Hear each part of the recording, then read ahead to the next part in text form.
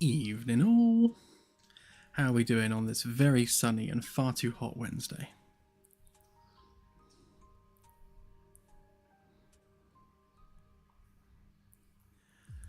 Funnily enough, we've just finished having roadworks outside ours. They were pretty much drilling and cutting up concrete and stuff all night long. Which doesn't affect me because I tend to work all night long, but I'm sure some of our local residents weren't too happy.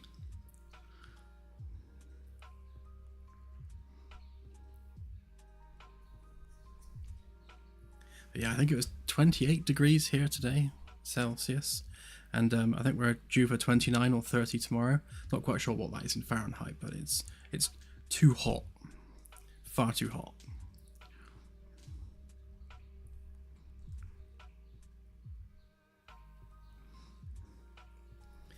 We never get lightning here. Like, we might get a little bit on the horizon, but our weather is depressingly boring.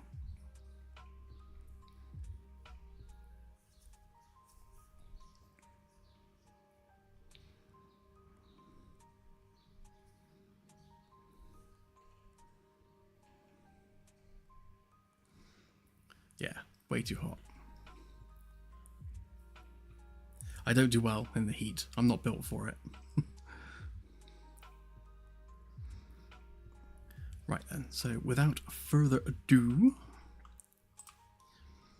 so the past couple of days, it's only been like 2 days since the last stream, but I've been working on the deck maps for F and G decks. This is pretty much done now for F deck, but I have one small issue with it in that the door holes aren't particularly obvious, so I need to do something about that. I think what I'm going to do, I'm going to take the wall template that I've done. So what I'm doing is I'm basically outlining all the walls in SketchUp, and I'm importing that mesh into Unreal. So when we overlay that on top of the deck, you get nice solid walls, and it's much kind of easier to see where the separation is between wall and corridor. Obviously F deck's a little bit black and white because F deck is pretty much black and white. But yeah, I think what I'll do is I will fill these gaps back up and just colour them in black so that they're much more contrasty on the map. That should make it a little bit nicer to see where the door holes are. I think the bulkheads are pretty self-explanatory, but like this one's got black anyway because there's nothing underneath, but these ones don't because they've got like the door structure in them. So I think I might black those out as well, just to again make the fact that there's a bulkhead there more obvious. And at some point in the future, we'll mask that out and colour them green or red depending on whether or not they're locked. I think that could be quite useful.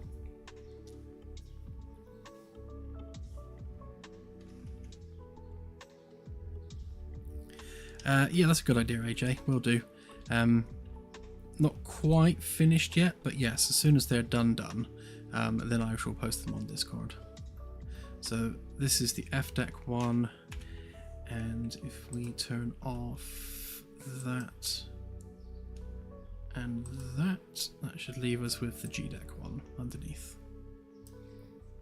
I don't think there's anything else to add to G deck other than, again, just making the door holes more obvious. It'll be good when we eventually make these dynamic, so you can like properly see what's going on.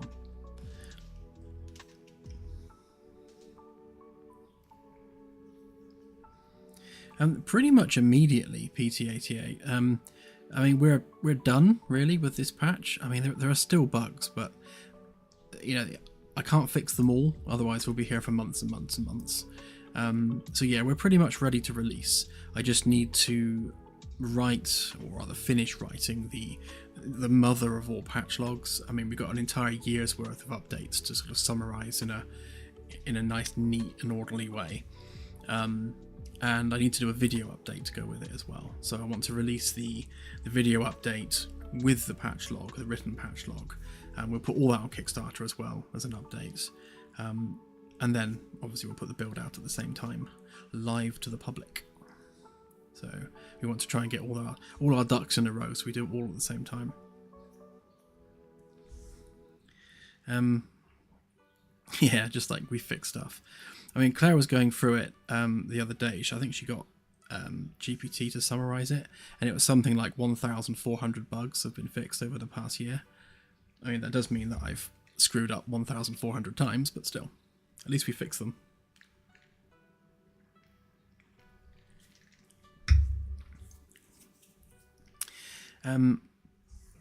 Right, yeah, so for tonight's stream, obviously there's nothing really left to do for this patch. I mean, I could continue fiddling with this, but on a quest to do something slightly more interesting,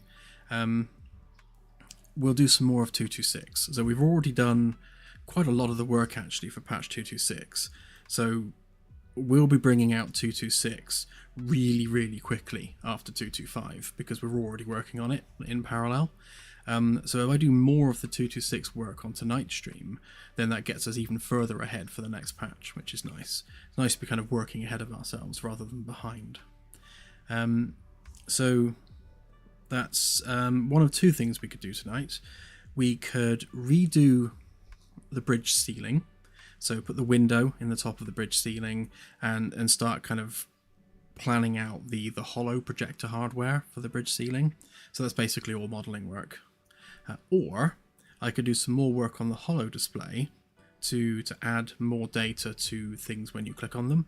So we can show things like explored percentage, summaries of targets when they're highlighted, the ability to select a command target, and maybe even start working on spawning NPCs in chairs. So those are the two options for tonight. So I shall make a poll and then you guys can decide.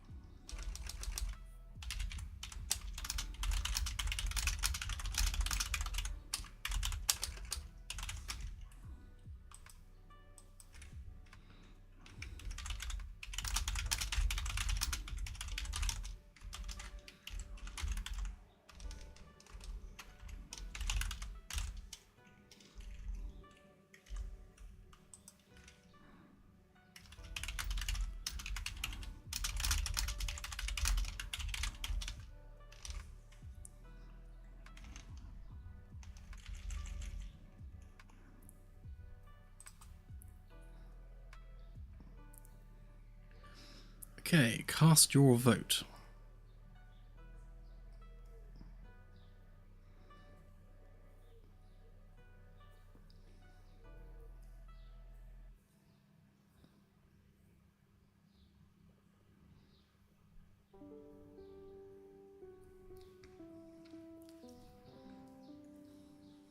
I don't think it does actually first, just no. I think it's actually missing a step, but I still have 4 things I need to add to that, because where you have the planet overlay layers, she's just like saying like life, clouds. She's not actually doing an actual sentence. So I need to add that. It's one of the things on my to-do list. In fact, where is my to-do list? Claire stole my to-do list. I have a little black book that Claire writes in for me, but yeah, I can't see it. She must have took it in her bag.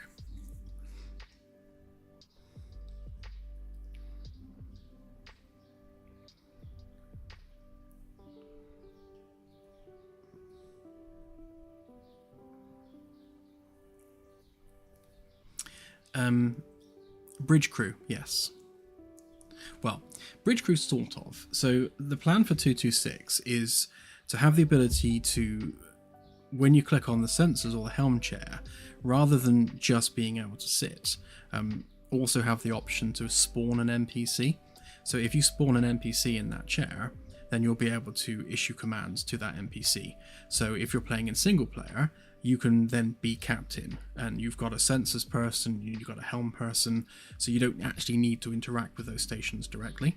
So this is basically a test run of our NPC interaction system and how you'll be issuing commands to NPCs on the bridge. So obviously the full real system, when we make it, those NPCs will be live people on the ship that will get up and walk around. But for the 226 patch, they'll just be static in the chair that you turn on and off, just for testing purposes.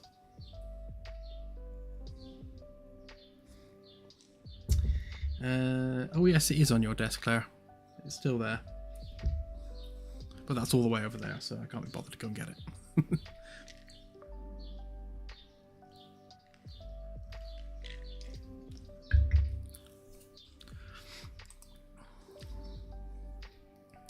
So, it looks like the bridge ceiling is by far the most popular thing, so we shall go ahead and do that tonight.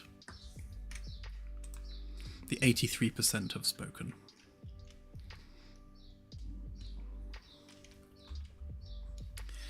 Right then, so I need to not be looking at that from that angle. I think I need to move that stairwell down to the deck below, actually.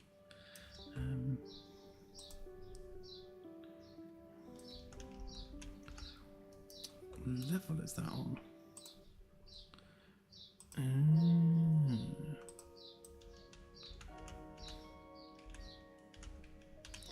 Yeah, I'm going to move this stairwell down to G deck. So even though the bulk of the structure is on F deck, it kind of needs to be on G deck so that we can see it when we do the map.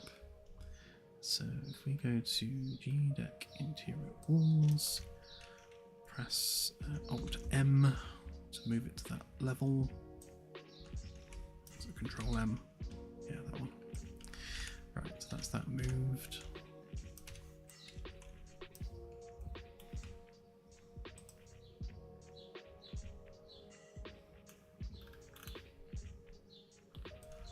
Why are those stairs on the framework walls? That's not right. Weird. Yeah, that's better. So we can see the stairs now when we do the map.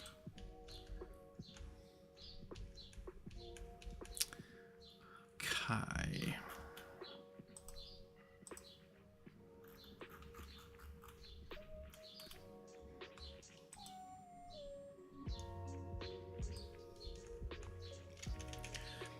So the plan for the bridge ceiling is basically we're going to put a window in the middle there rather than having the Star Trek style bridge dome, because the bridge dome really serves no purpose whatsoever in our universe, the way we're building stuff. So if we turn on that and that, so that needs to go. Actually, what does that consist of? Is that literally just that? Yeah, so that can actually get deleted then. This mess of framework was never finished. So basically we need to cut through there, turn that into a nice big circular window, which should give you much more of a panoramic view when looking at planets. At some point we're going to remove this cross beam across here as well. I won't do that quite yet because that's quite a bit more rejigging of the bridge that's going to be needed for that. Cutting a hole in the ceiling is comparatively much easier. And then we'll do the hollow display hardware in a ring around there, which is going to look a little bit like the lighting gantry you have on a stage at a show, just like a metal girder around it with like things hanging down.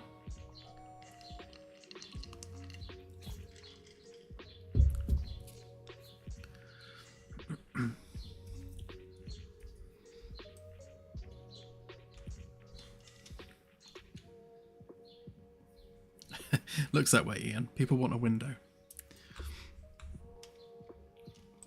Right, so the other question is how much of that mesh do I have on this version of the SketchUp file? So we've got that, which is the back of it. We've got that bit. Okay, so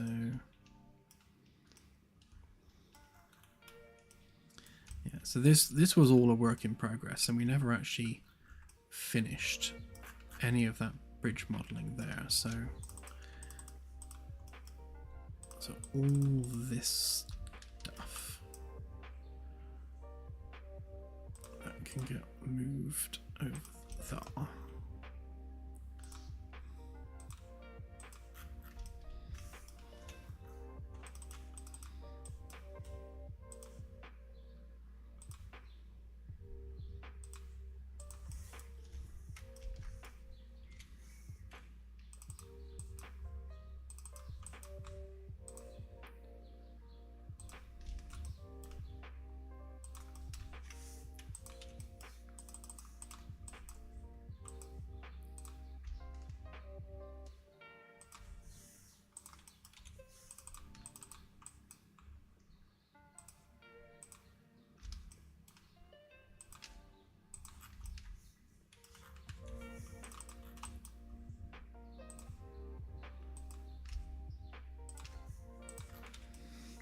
Okay.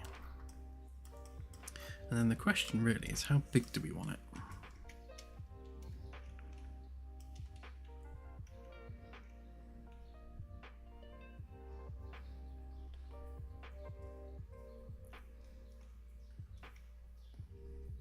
Well, you never know, Ian. We might end up doing both if I get this done quickly. But yes, it's the holo display data additions are all part of what's coming in patch 226. So this is really just getting a head start on that. I was always planning to do the bridge ceiling as part of that as well. So 226 is basically centered on bridge updates.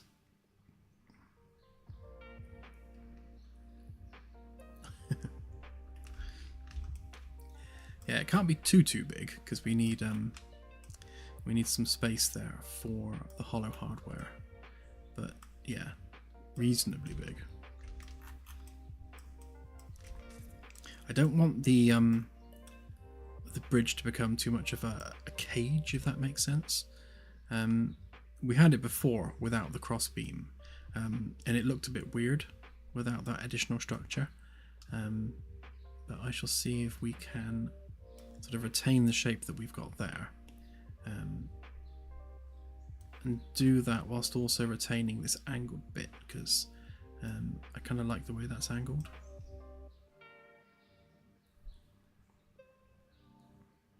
Might just make it thinner, maybe, but yeah, we'll see. Yeah, the whole reason that these windows are flat at the front here is so that we could have the blast shield come up from the floor vertically in front of them, and that was a whole lot easier having a flat window to work with. And I think we'll retain the flat windows, we'll just remove the crossbeam, so we'll just have that curve there. But it does mean, unless we have blast shields that go around and come out of the sides here, it's going to be difficult to cover them physically, so you might need to cover them with an energy shield instead. An energy shield would be easier because we can just generate a bubble around it. It's a bit of a cop-out, to be fair, but we might have to because of the limitations of the structure. Like, it was difficult to create a shutter to go across here without having it concertina out. But then by having it concertina out, you're having to make each individual segment really thin, which kind of defeats the object of having it as a blast shield. We'll play with it. Once that cross beam's gone, we'll see what we're left with and iterate from there.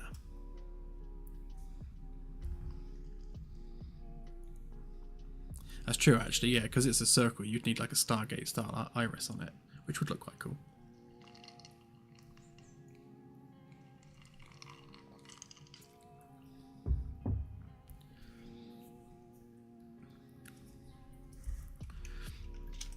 Yeah, making them tint, actually, that's something else that needs to be added.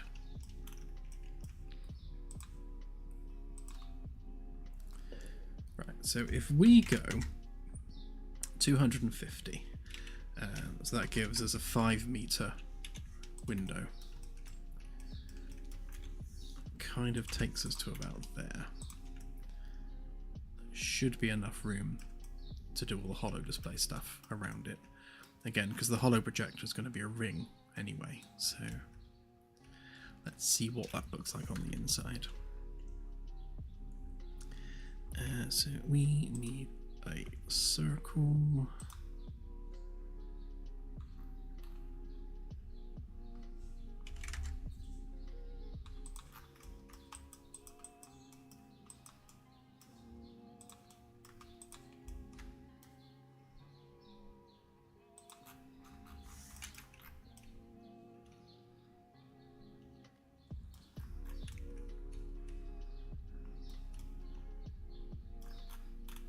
Might actually get away with bigger.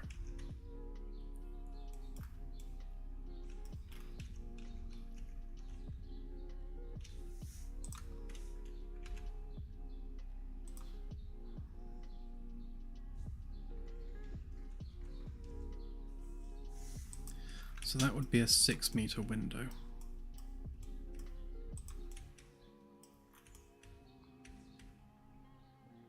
Yeah, let's go with 6.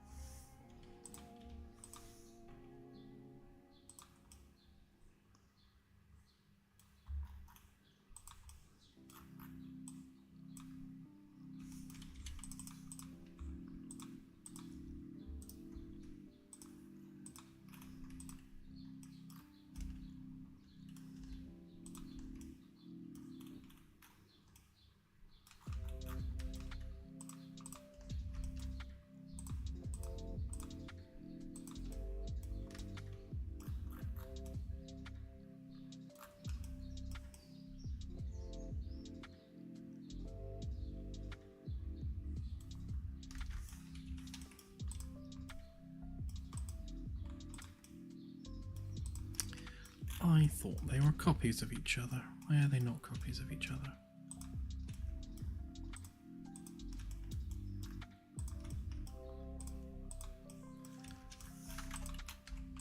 Can't see any reason why they wouldn't be, so I shall copy that round.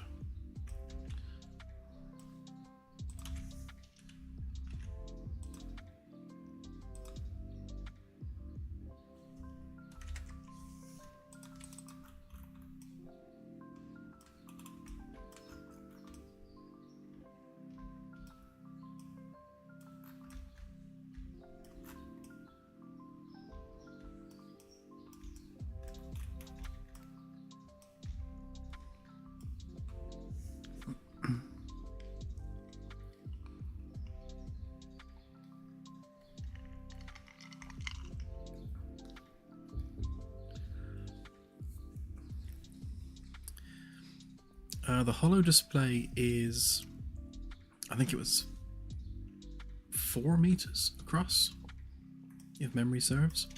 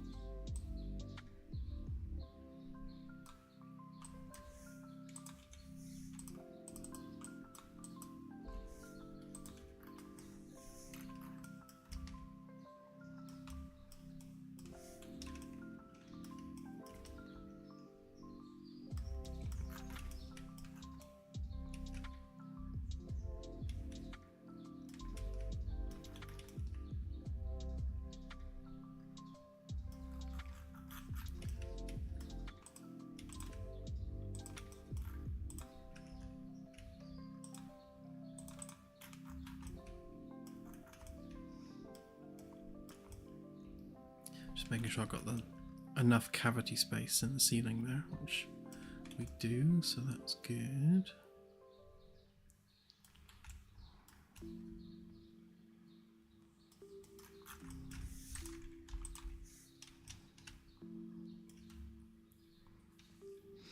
Yeah, I was just thinking that, Robert. Which is a good idea.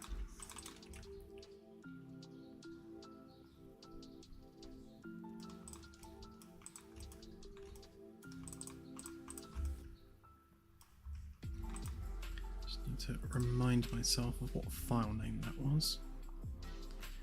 It's been a while since I did this, so it's going to be in the wrong folder for a start.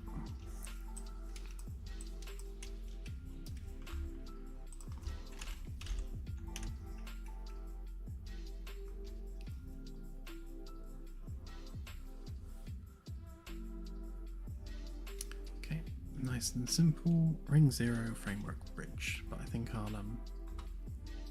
re-export with the new naming convention standard. So that would be Ring 0 framework ADEC framework bridge.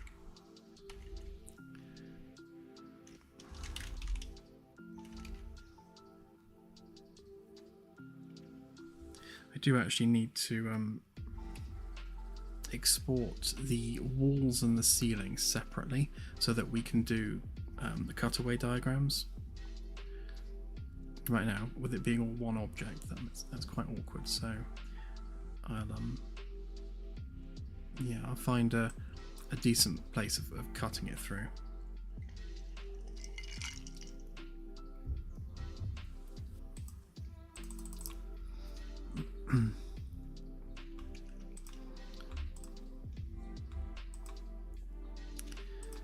Okay, Ring 0 framework ADEC bridge.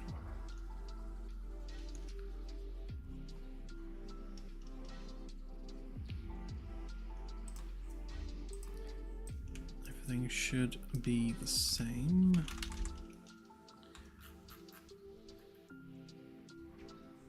Yep.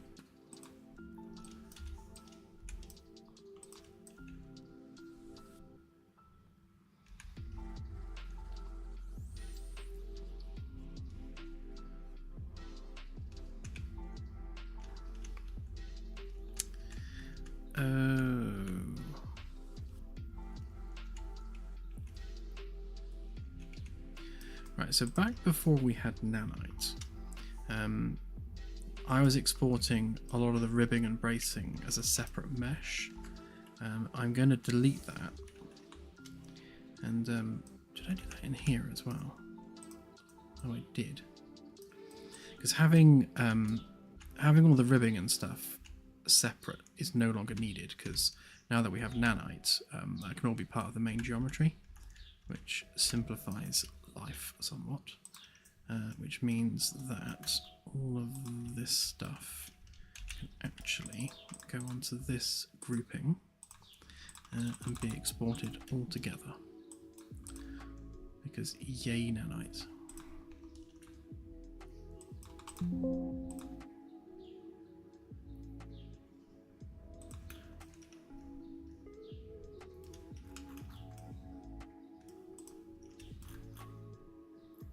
Sorry, that one's not needed. You can leave that out of the group.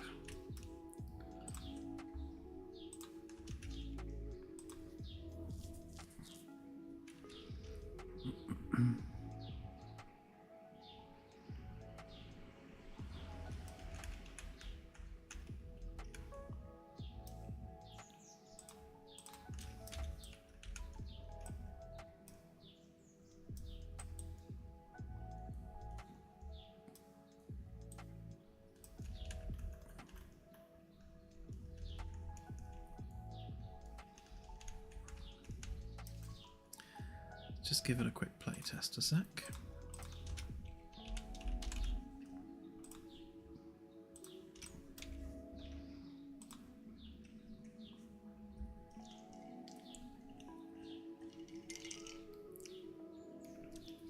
Hey Unicorn, Today we are working on the bridge ceiling.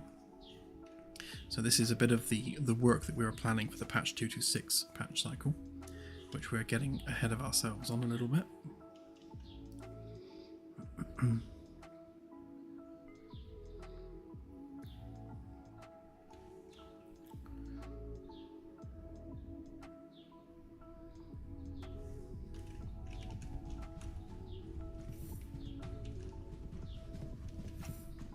Yeah, we have a a small hole in the ceiling. Ooh, I like you can see the ring through it. That's pleasing.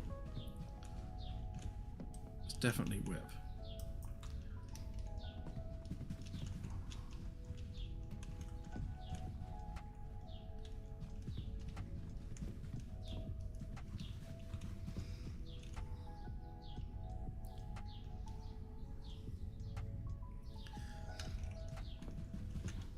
Question is it too big? Let's go and park around here a minute.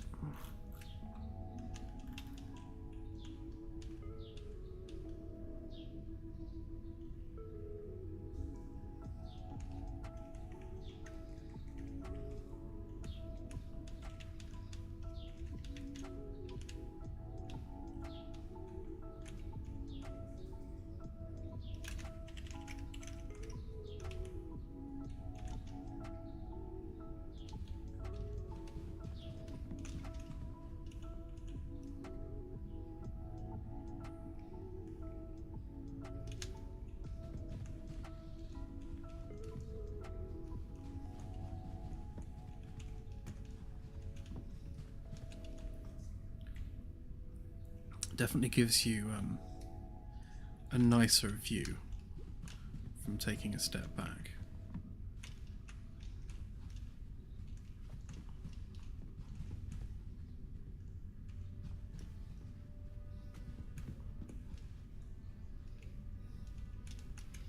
Yeah, and then once we get rid of these cross beams here, that's really going to help widen the view.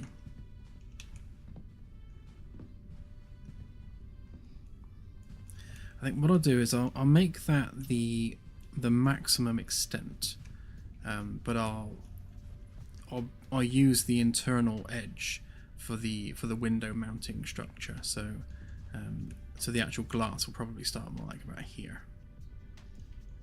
Then we've got all this room on this side for the hollow ring that'll go round.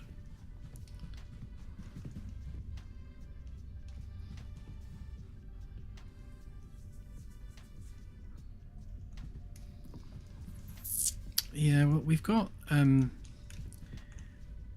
domes on either side for the lift caps, lift/stairwell caps. So we've got these guys here, and I don't want it to be too much of a mirror of those.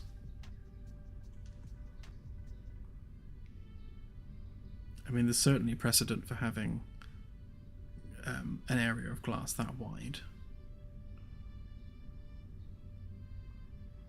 So yeah, I think I'll just I'll keep it just as an open circle, maybe give it a bit of a dome to it, but yeah. The nice thing about this is that when we do the hollow display now, it means that we can fully display it without some of it being stuck in the ceiling, like what it is currently. So if we give it a full range, the top of the sphere was slightly stuck in the ceiling, so it's nice that we can see the whole thing now.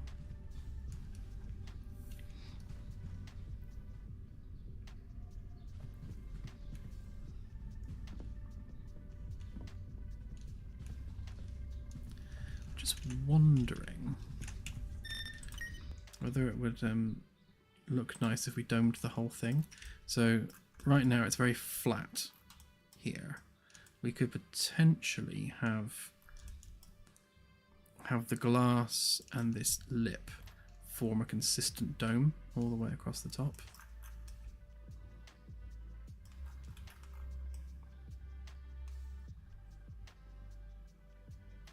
I mean, the only reason that that step even exists is because we needed it to maintain internal volume in the cavity.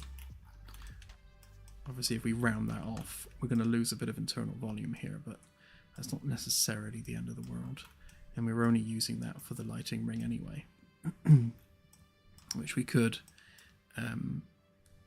make less angled, so it's slightly flatter. Because one of the things I was never fully happy with is just how angled these lights were towards the middle of the bridge. They all kind of focus inward too much. If they were slightly flatter, then they provide more direct illumination to these outer areas.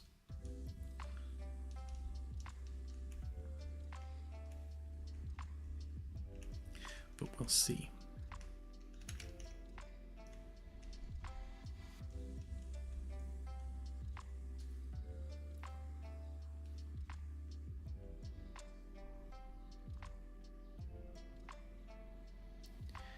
Yeah, let's build in the window frame itself, and then we'll get a clearer idea of what we're doing with it.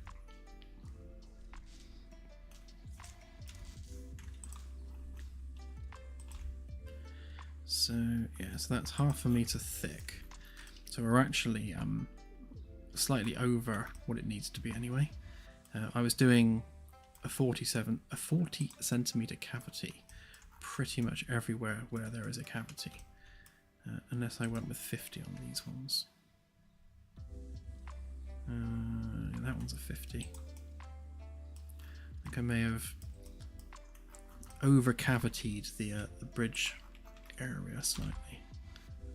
Yeah, that one's 47.5, which when you add the 1 inch thick bit underneath makes it exactly 1/2 meter.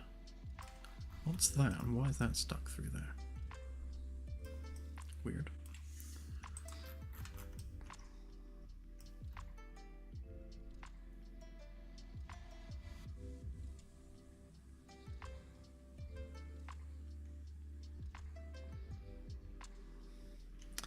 Come on, autosave.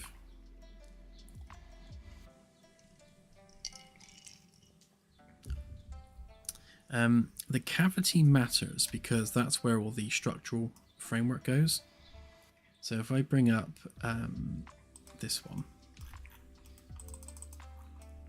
so you can see all the structural ribbing goes in that cavity. So all of this ribbing here all needs to fit inside these wall cavities. That's what gives the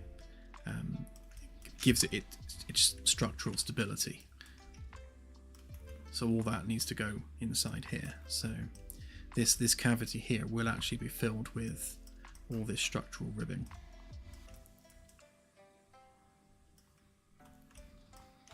At some point.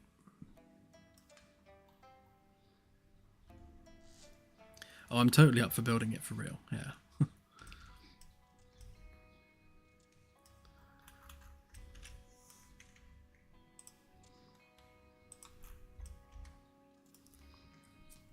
Yes, it will have insulation as well. So the idea is that every bit of cavity is filled with insulation. So like here with the VIP lounge, what you can't see behind the walls is the whole thing is filled with insulation and structural framework.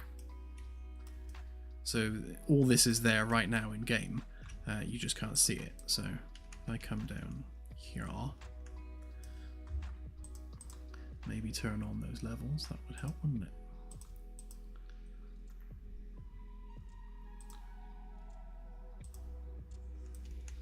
Yeah, so in these ceilings, which you can't see because we don't have a light,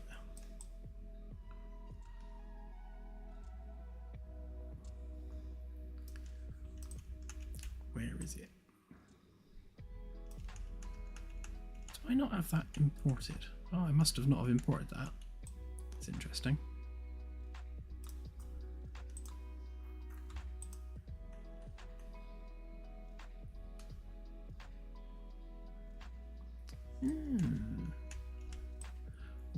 is that not there? Well, behind all these panels should be all this. I won't fix it now because that's going to require a bunch of fiddling, but that's what should be there. So when you like destroy one of these panels, for example, you'll be able to see all the structural framework, the insulation and everything behind the panel that you've just destroyed. So the more damage the ship takes, the more of the structural stuff behind the nice smooth wall panels will be revealed. That's the whole idea behind it. So you can get a lot of depth of detail when the ship's all being damaged.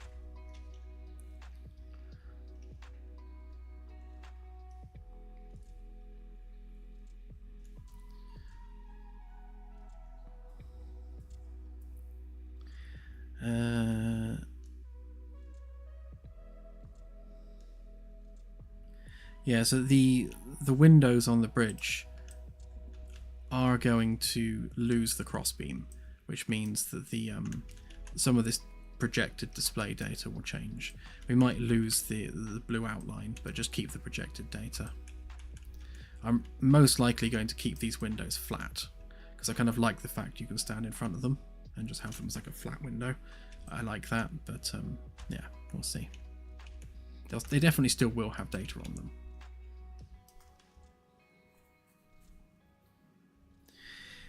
The engineering control room is going to be the secondary bridge, if that's what you mean by second conning.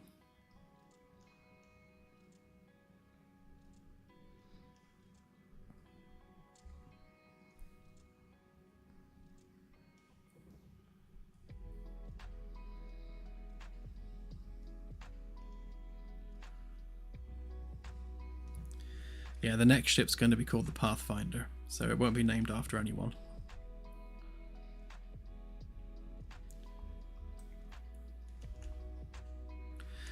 We're naming it after NASA stuff.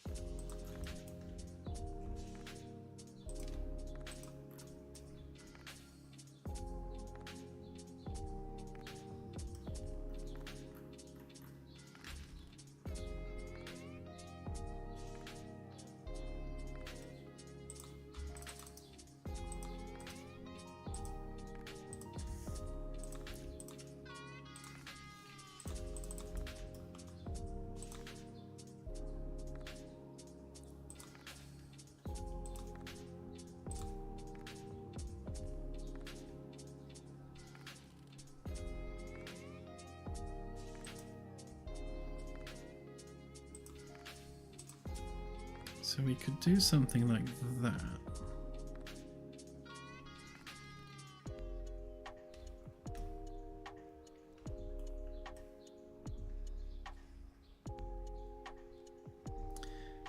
But that really does intrude on that bit, so we'd have to flatten that off more, which will mean redoing the lights. So I won't do that quite yet.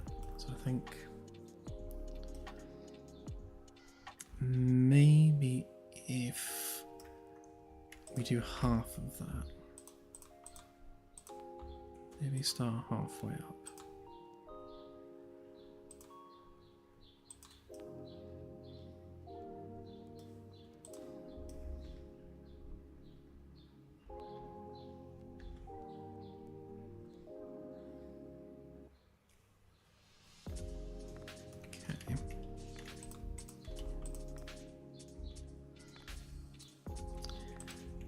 And then if we do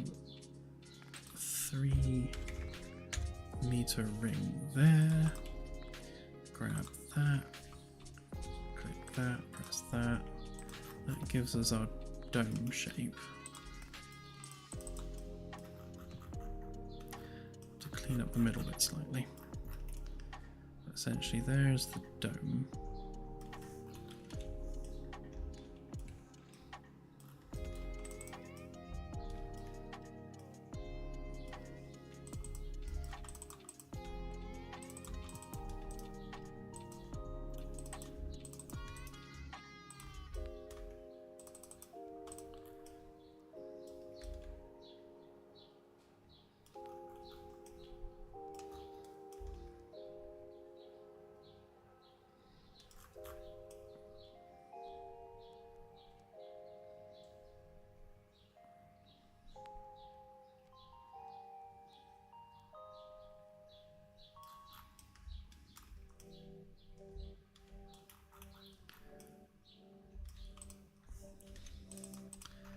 Yeah, and then maybe from here, if we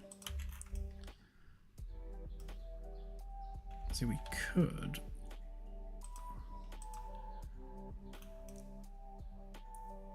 just angle that up there. So if that's our natural angle, I could just curve that off a bit. So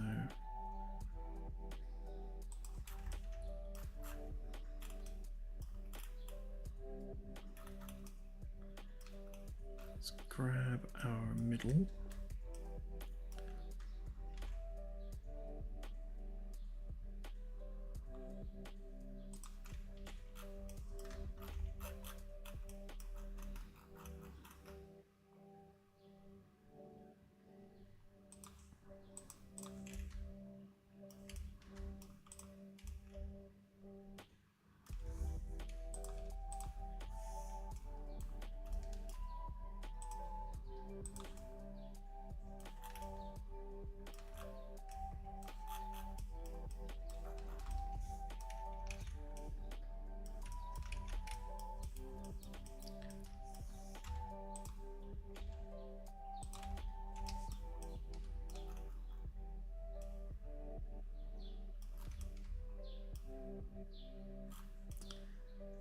I think that's going to need double the number of faces actually, because that's quite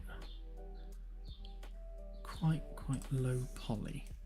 I think that one was 128 faces.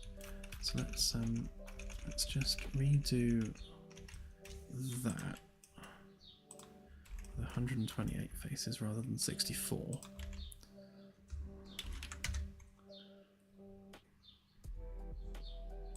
Actually, and before we do that, we explode that, and we can remove some of these stupid little bits that are going to look a bit silly. Yeah, just flatten off that bit.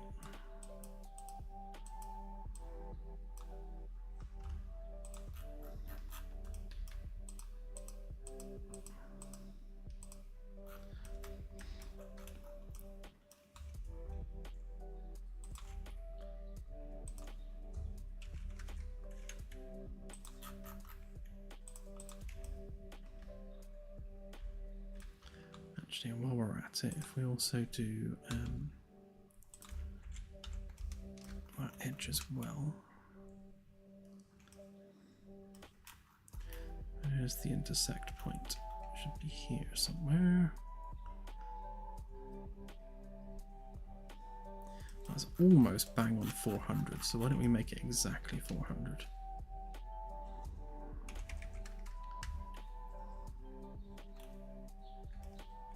That's not right.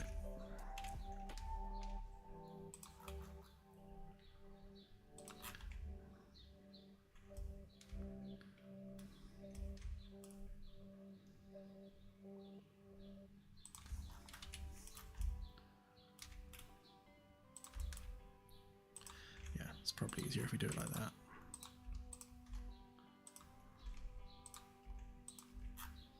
Then I'll round this off afterwards. Ceilings.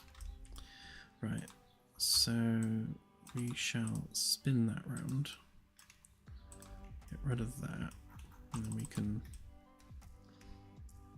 round that off, which means to make my life easier, we will remove that edge.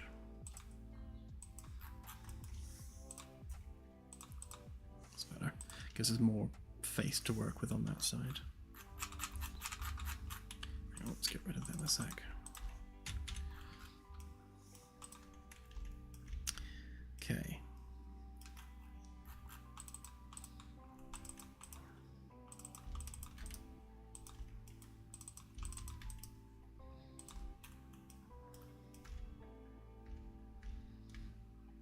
So that gives us this profile rather than the one we had before. And then if we round that off a bit as well, just for good measure.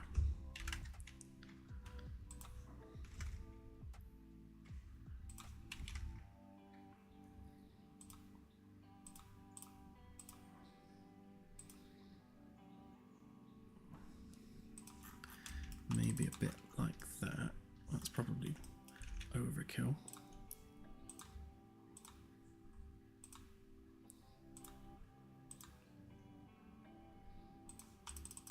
It's a bit better.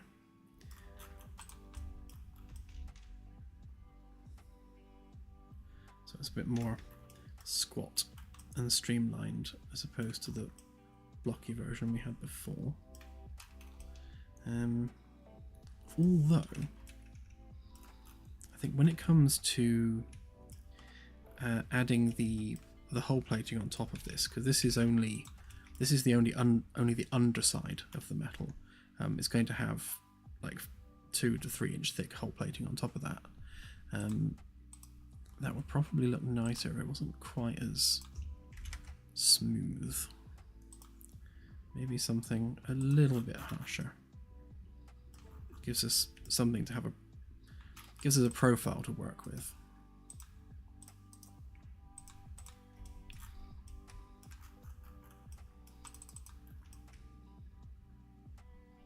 SketchUp being SketchUp.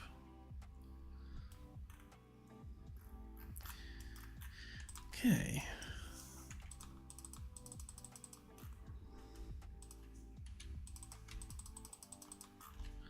So we can get rid of that. And we can get rid of that. And that. And that. This gives us that.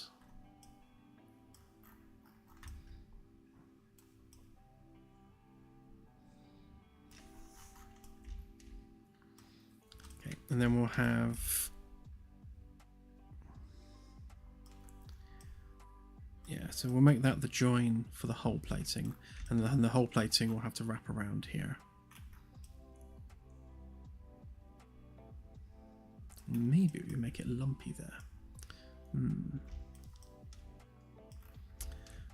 And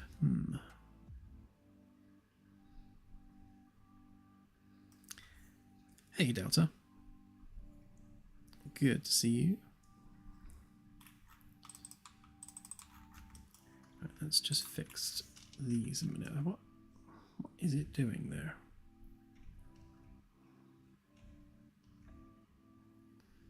Just wondering, given the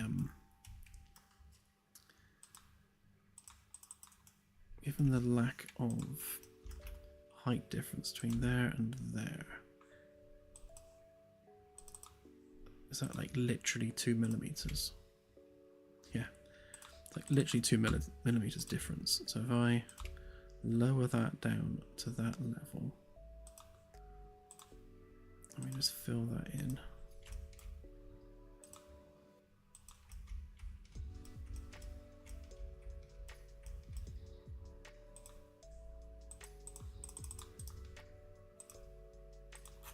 There we go.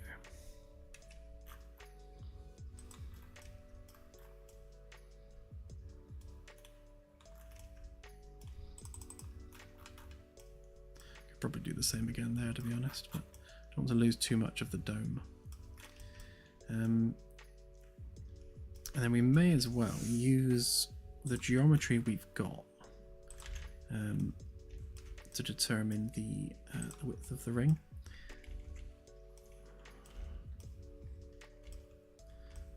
So we were going with 300, which is,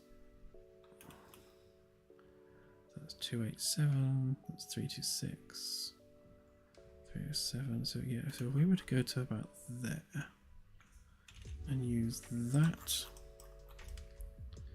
as our edge.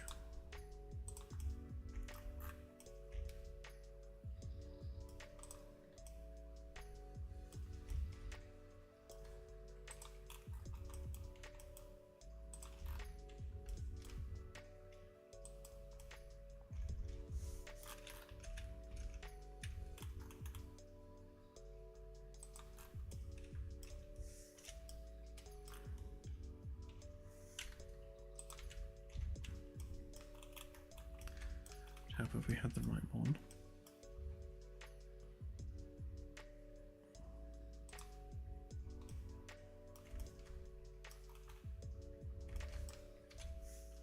That one, yeah, there we go.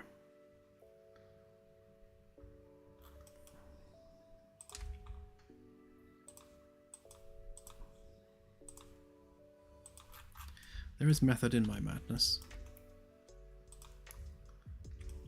Right, so that's 289. So if we then extrude inward from there, we want the window frame to keep that profile so that it's coming in at a slight angle. It would probably look a bit weird if it was straight.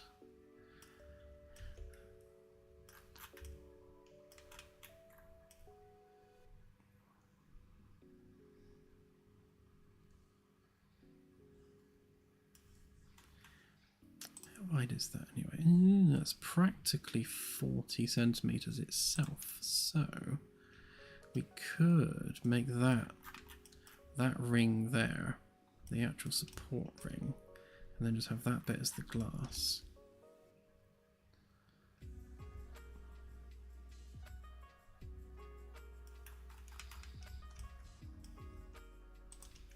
So if I were to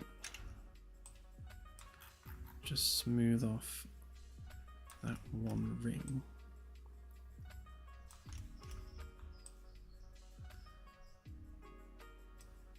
like that.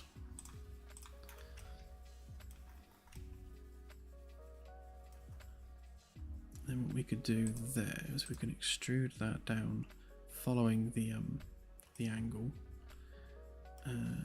to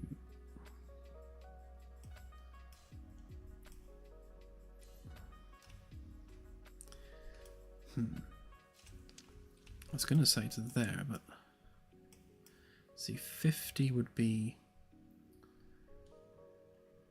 our standard height, but that's a bit too much. Unless we have it protruding slightly, that wouldn't be the end of the world.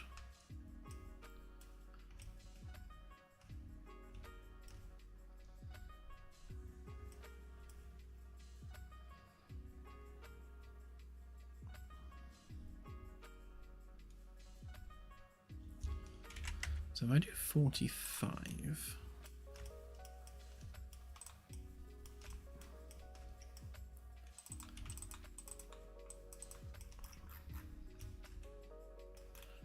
make that a group a minute. Soften all that up. Right, so that would become our glass.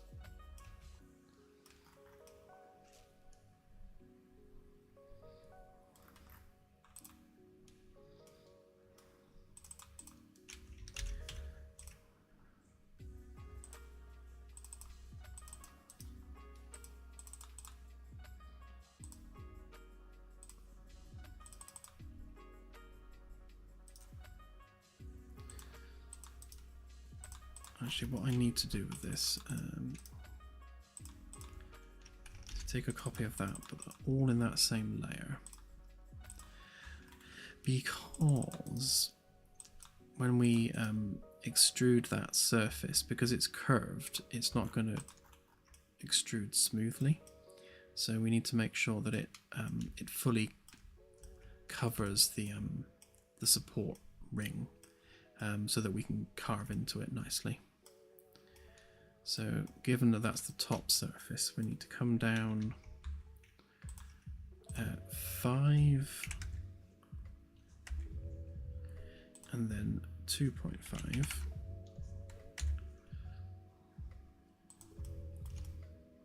Okay, and then if we hide that a minute.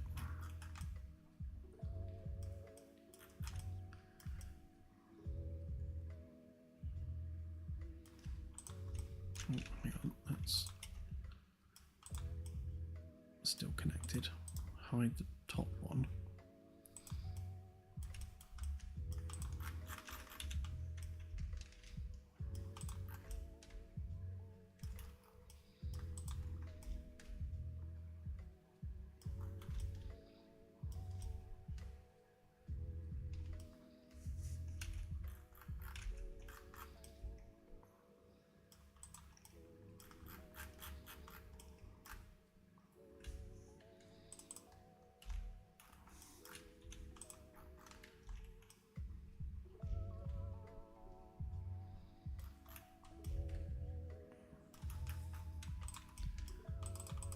Okay, so that one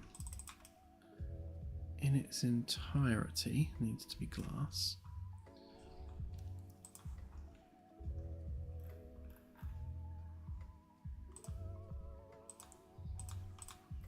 Just make it glass for now, just so I can see what I'm doing.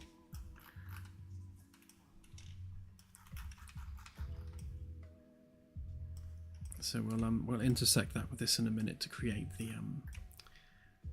indent for the actual thing that's holding the glass. And then this, if we take a copy of that face, group that up a minute,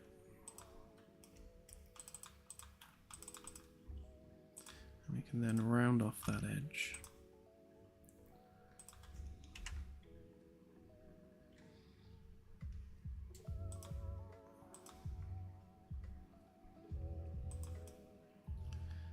Is that too much? Yeah, that is too much.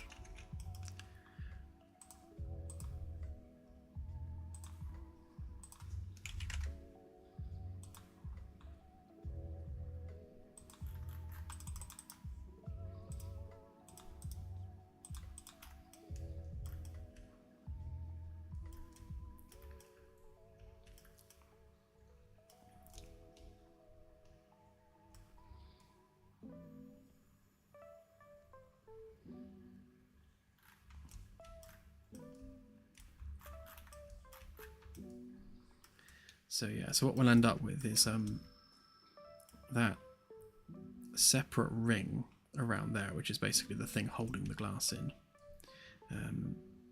like slightly differently to the way we do it there. It's more akin to the tops of the stairwells. And then that should retain basic dome shape. And then we need to work out how far down we need to go on the other side. So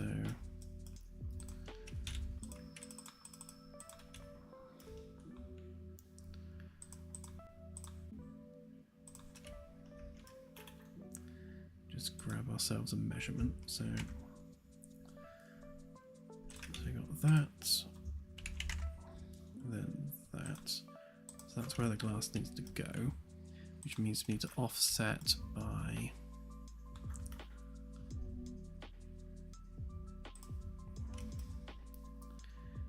30 exactly.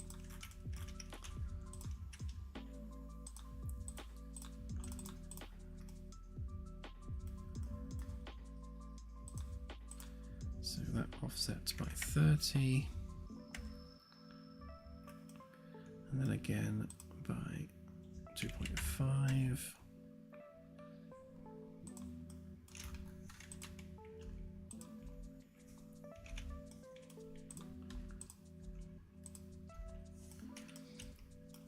Okay, so that's our upper and lower sheets of glass, and obviously we'll cut that to fit in a sec. But then we need to take this face that we prepared earlier, and then we just need to inset that. I think I was using 2 centimeters for these ones. Just double checking. Yeah, plus a half lip.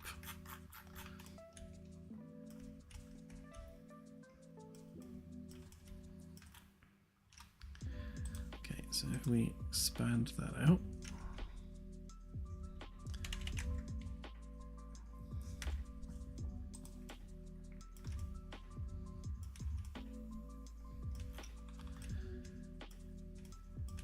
so with that face, we don't need that bit on top.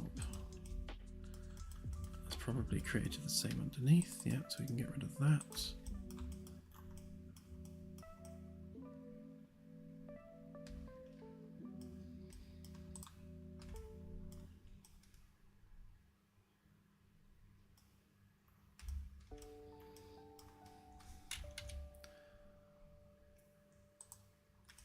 Yeah, so if we grab that,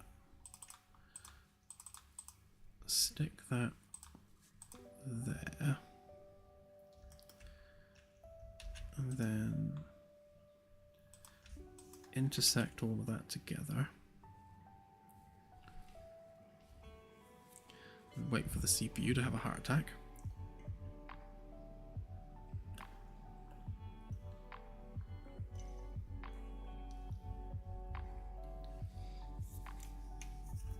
Okay, so we should be able to, if autosave lets us,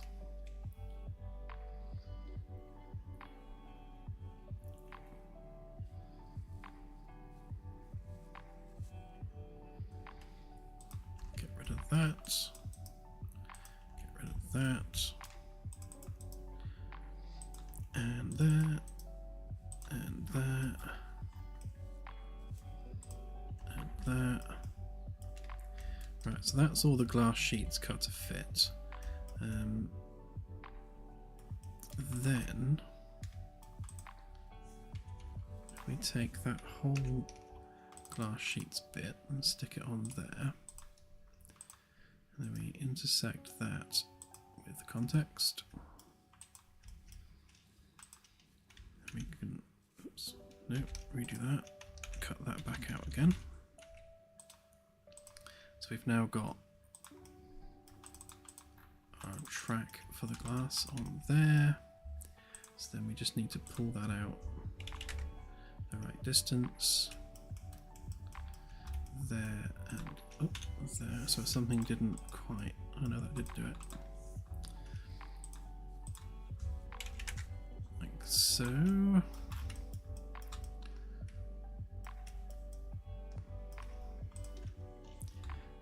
Colour those with our rubber.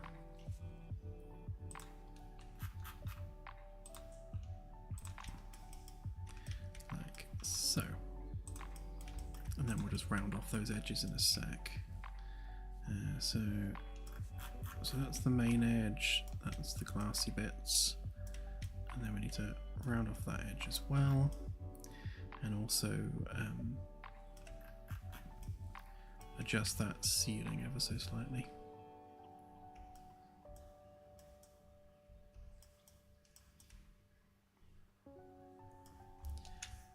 How far off are we?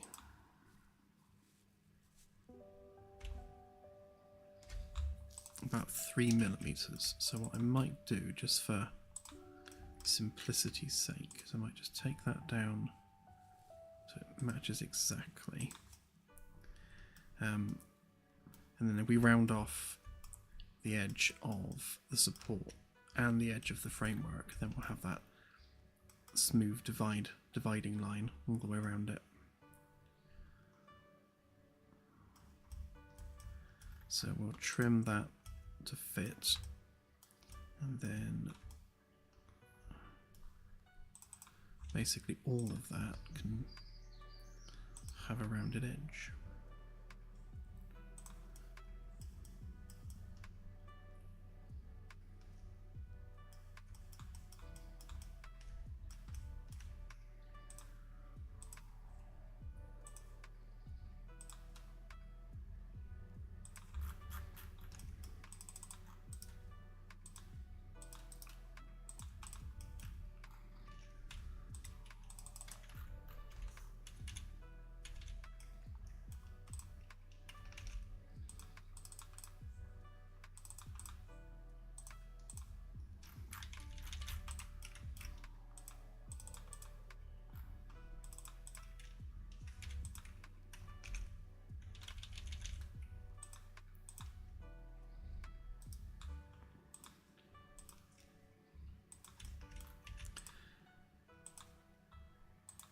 Okay, so what we've basically just made is this. So we've got our top dome structure. Glass has gone a bit wonky there, that's no good.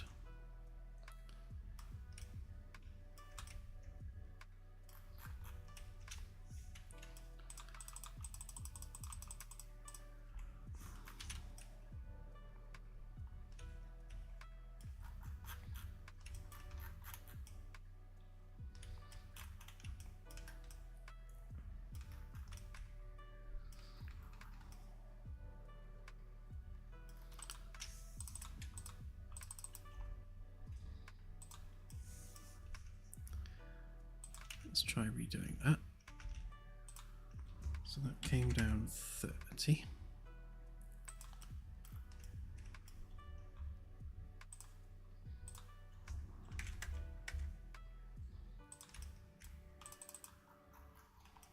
Oh, I see what it's done. So it's basically it's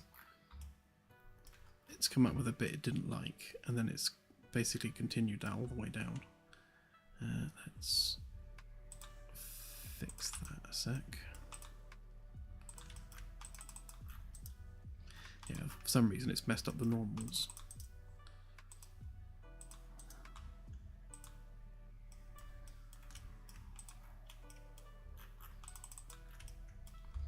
Just make sure we don't have any weird overlapping vertices.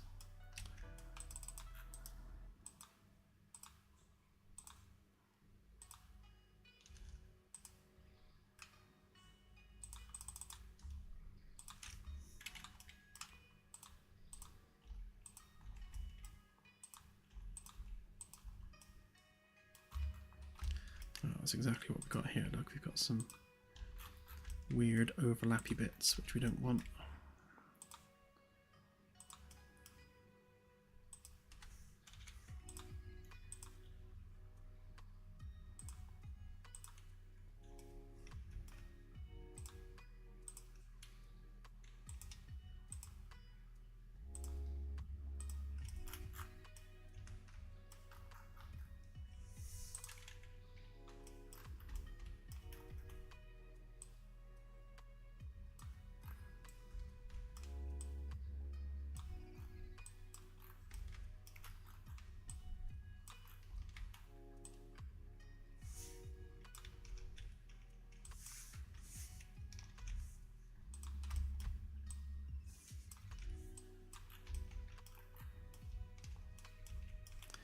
This is always the danger when you're scaling something down when it's a circle, because you're basically making it smaller than itself, so you end up getting all these overlaps.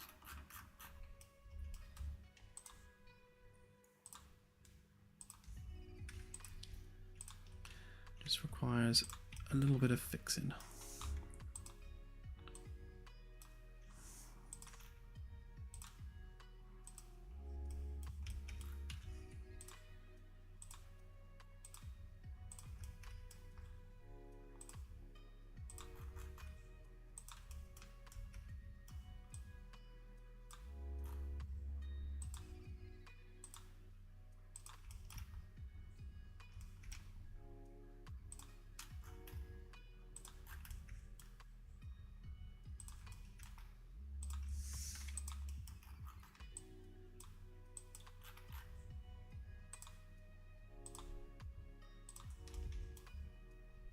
Something I wish SketchUp had would be to reduce edges based on angle.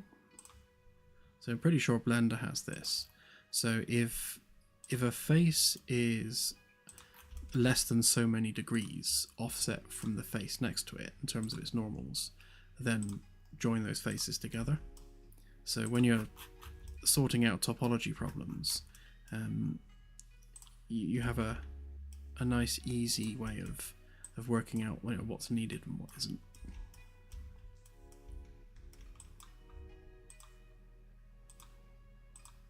Like if the face-to-face angle is like less than 0.1 degrees, then that's probably small enough that you don't need two faces there, for example.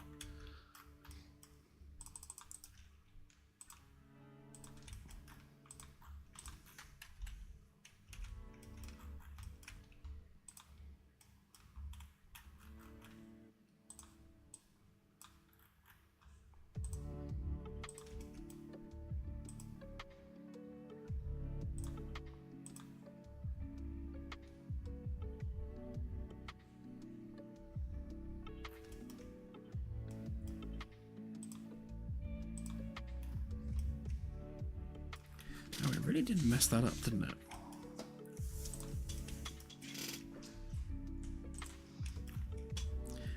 Problem with this is that if we're combining vertices that are a certain distance apart, how does that cater for this? Because those two vertices are actually miles apart, even though that geometry is obviously not good.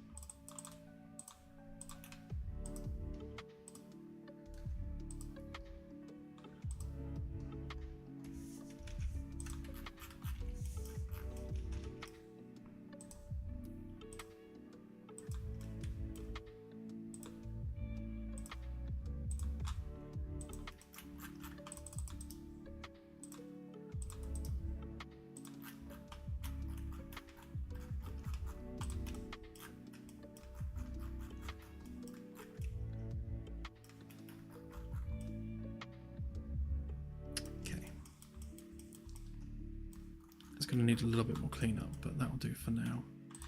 And then we just need to take. Oh no, we do want a copy, don't we? So 2.5.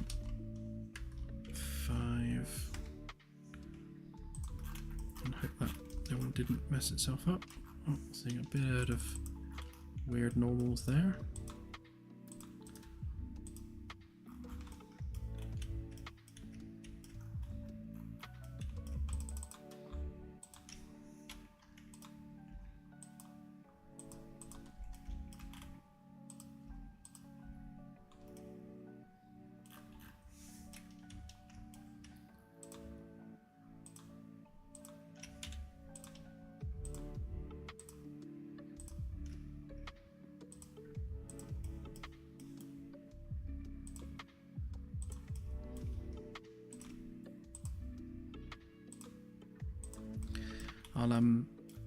I'll straighten all of these. I'll do it now actually.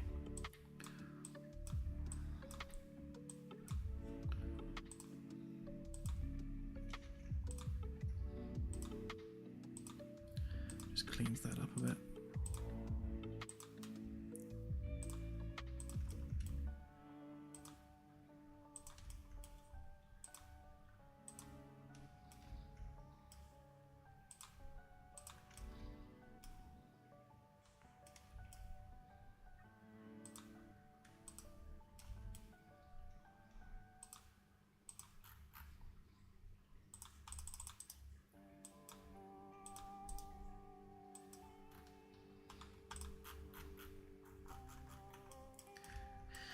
Right, so we don't need the interface there, and we don't need the face there, because we only need the two outer bits of glass, which means we don't need that, and that doesn't have one anyway, which means we don't need any of that, and then that becomes glass.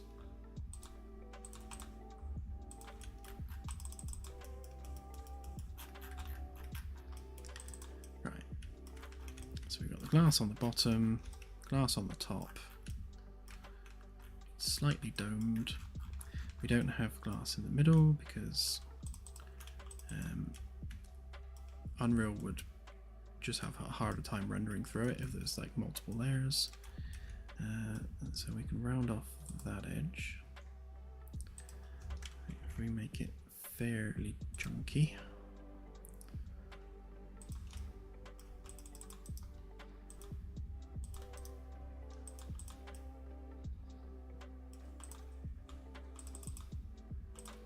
Same on this side.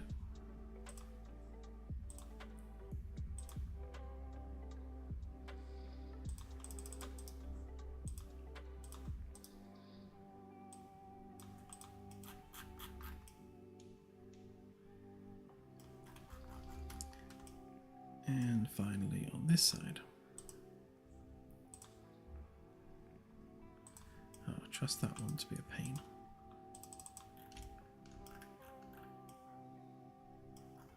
Okay, what's it not happy about?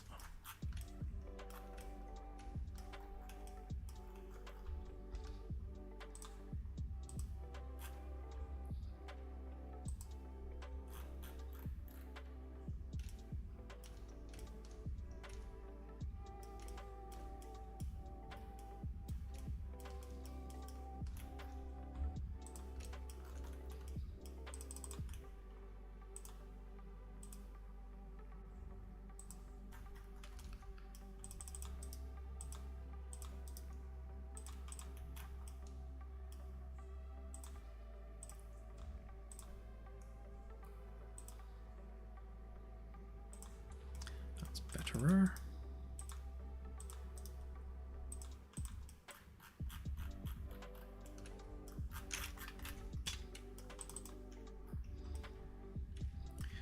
Right, so there's the support ring, it's got the glass in it, and that's sunken into the bridge dome there.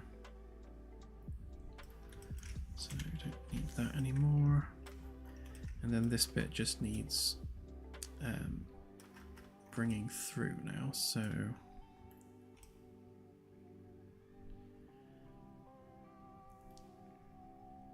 yes, we need a hard edge there all the way down. That can join up with this one, so then we'll cut that through. Round it off on both sides.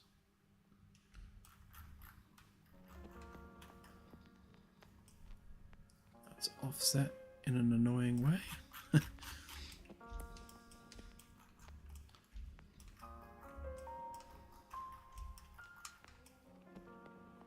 Yeah, so I'll need to reattach those basically.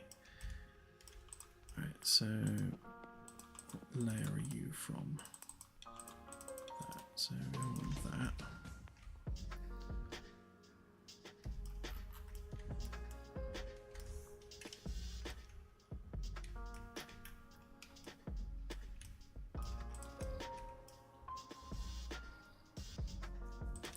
Right, so to create our cutting edge, we just drag that down.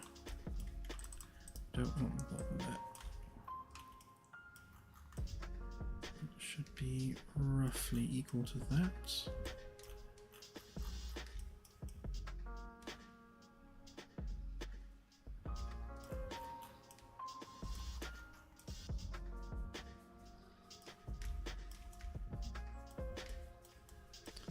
Ever so slightly offset there.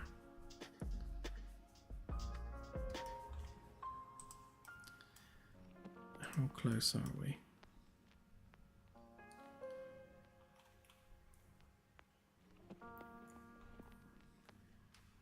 It's about 2.5 mil out. That's not the end of the world. I think we can live with that. Right, so if we now grab that, give it its edge, I come up with 5 for there, didn't I? Did I go with 5? Yeah, I did.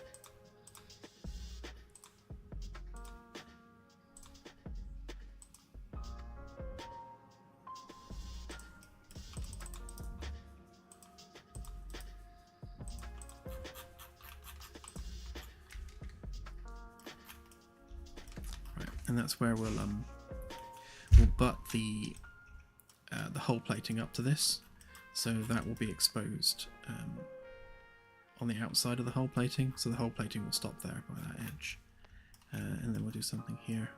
I might actually round that off just to sort of smoothly blend that in.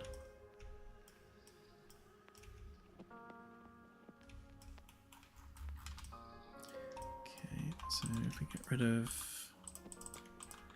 that bit that we don't want,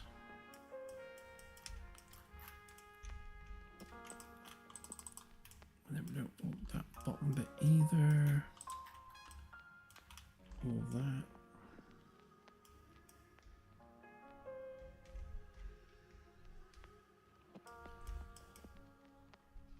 Okay, if we just, that's already a component, that's good, just drag that up then. Right, so for this bit, we need to thicken that surface to give us our 2.5 centimeter inch thick metal. So basically this is sort of inch thick titanium, that's the general idea. And then that has to join with this bit underneath. So basically, we sort of need to chop that halfway down so that we join the bottom and the top together. So if we, what's the best way of doing this?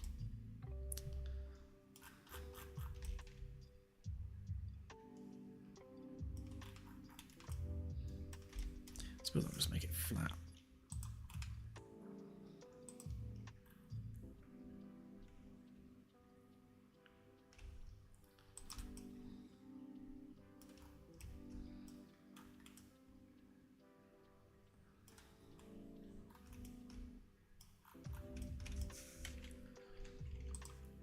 So if we, how close to the middle am I? Hang on, let's make sure we're definitely in the middle.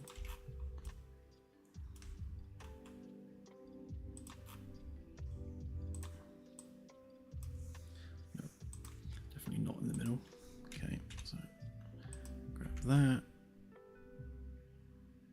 go there. That about there.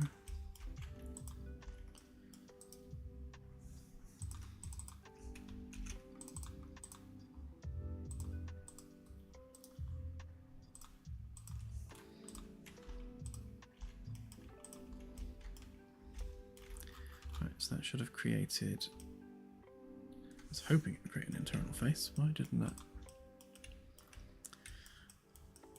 Where are you not connected?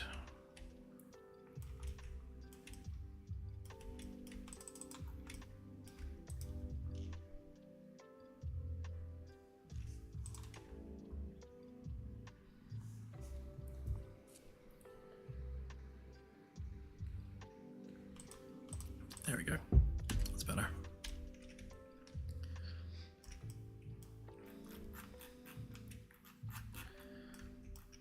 That just separates the top and the bit underneath.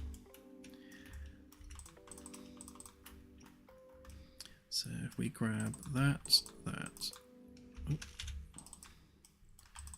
that, and that.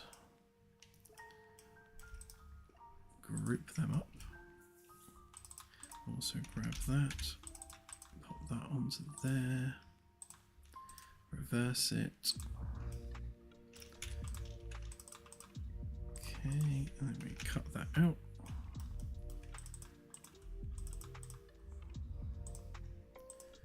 Plonk that on there.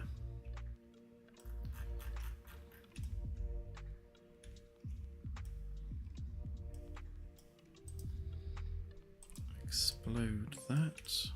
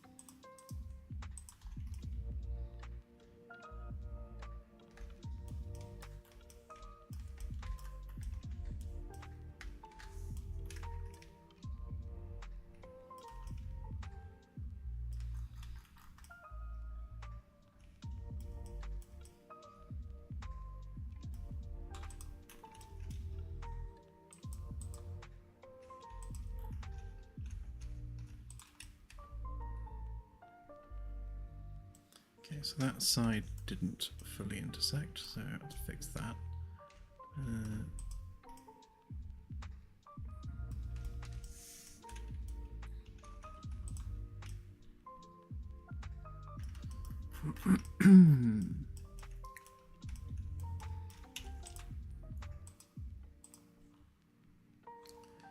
Let's make sure this one's a component, which it is, which means we can edit it in isolation.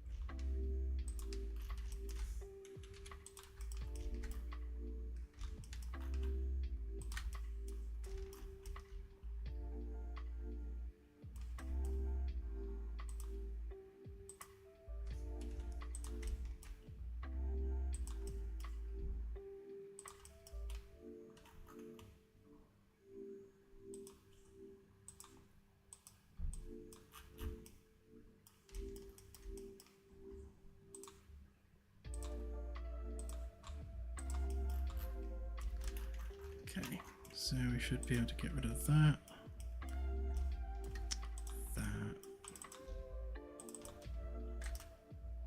them, and then this bit.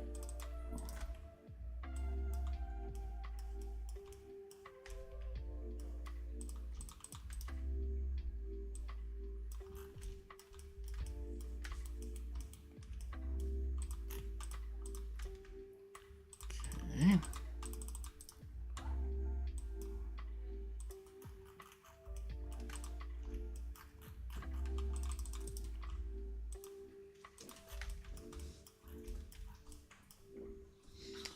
Oh, a wild Claire has appeared. Hey, hey! Hello. Hello. Bye! Is that it? You just Yeah, literally that's it. just a drive-by kiss. I ran to Tesco and I thought I'd come in and go, hi! Yeah, well done.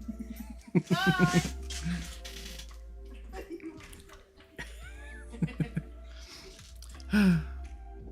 Everyone loves a random drive-by Claire.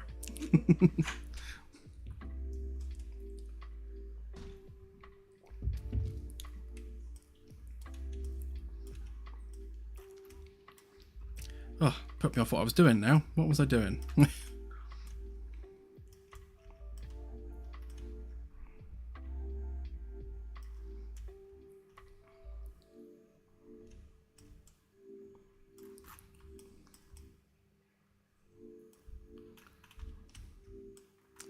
Yeah, that would be it.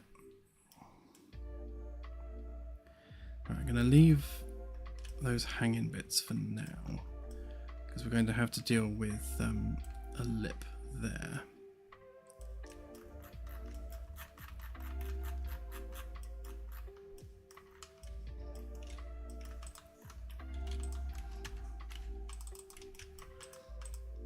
Right, so that needs to go onto that layer.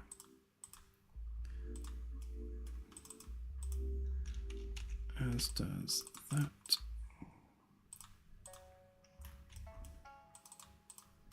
Then we need to take the glass out for now, because you cannot use nanite with transparency. So that has to be a separate layer.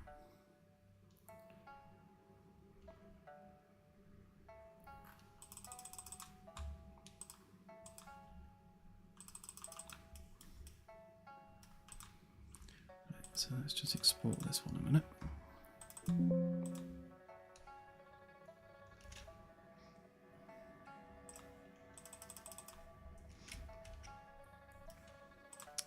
Let's see what it looks like.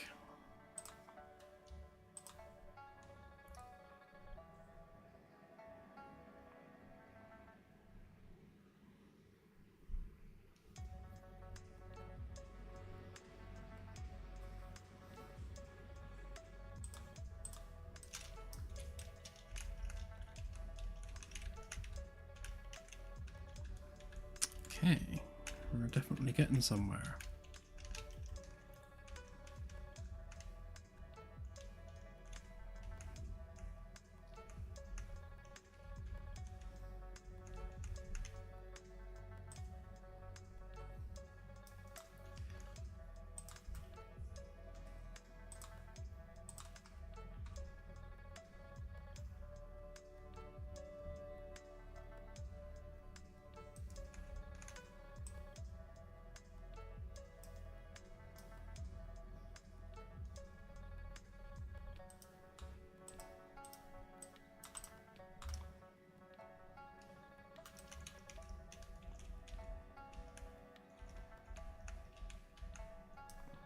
Got some bubbly normals there. Let's just fix them a minute.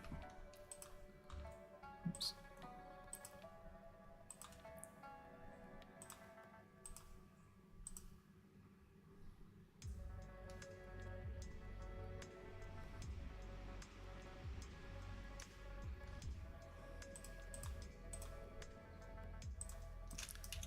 That's better.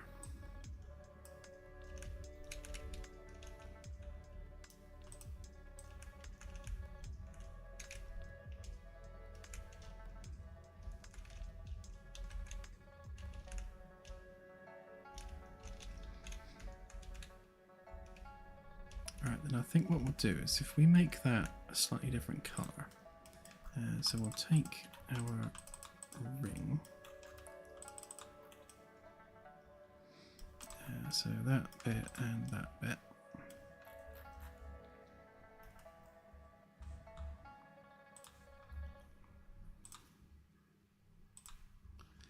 and then we shall make that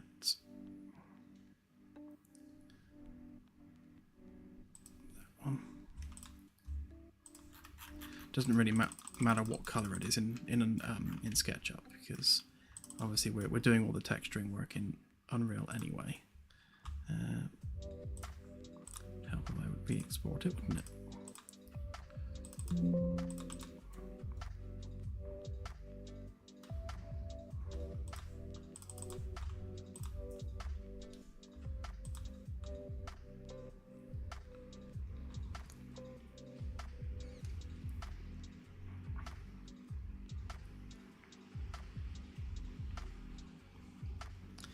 Right, so if that's fully shiny steel framework, then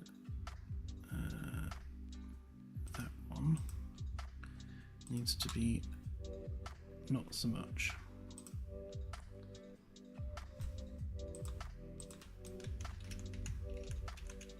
Just to give it a bit of contrast.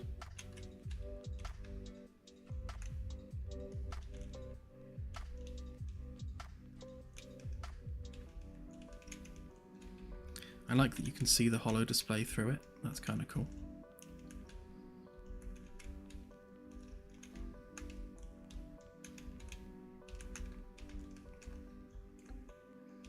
Yeah, it's nicer having that as a slightly lower profile there as well. Makes the bridge slightly more squat.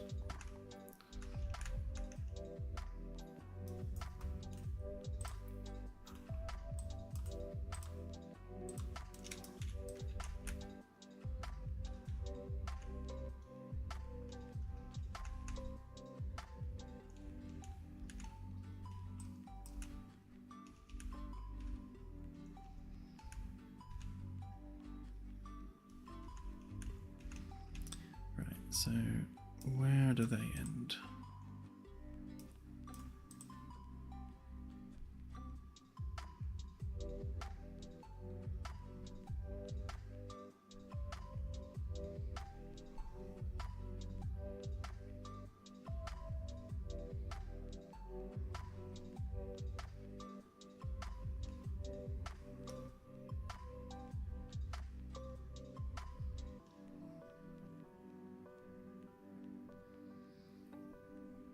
Okay.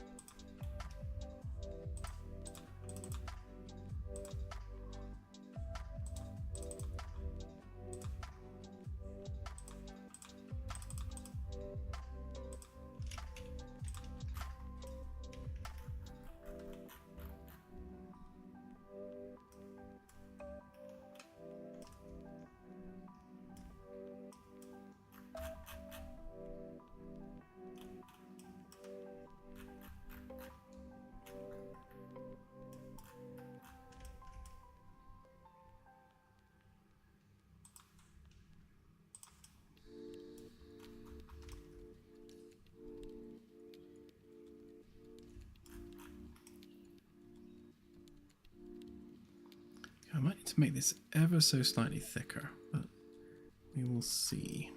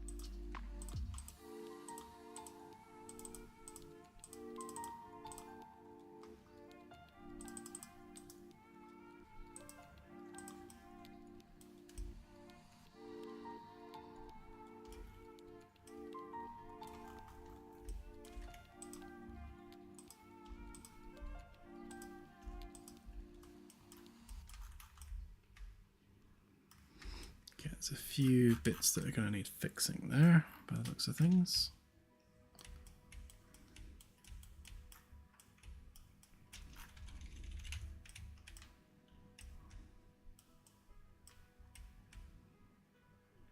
But for now, we just need the actual ceiling paneling to go in.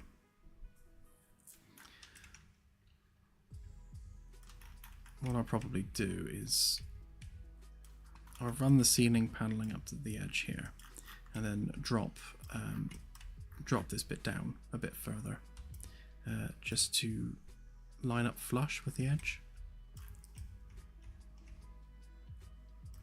So for that, we do it in segments. What do we have here right now? So we've got the light fittings. So if we do it so we line up with this edge here, and we've got this wooden trim design, and I think we'll stick with that around the top as well, just to keep it consistent.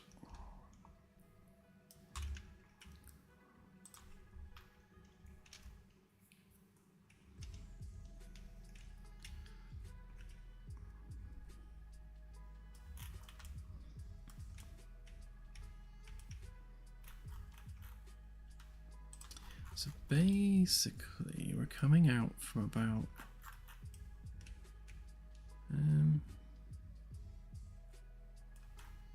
suppose if we take it from there for now, and we're coming down to there. Actually, let's do it on a straight edge, because then we know exactly what we're doing. Right, so that goes to, if we take it to there,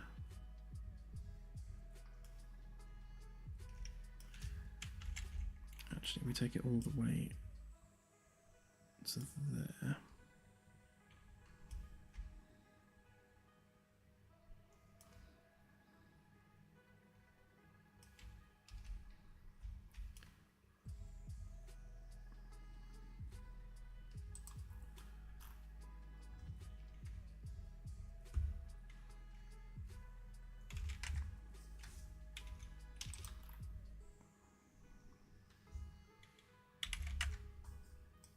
Because we're going to round off that edge anyway, so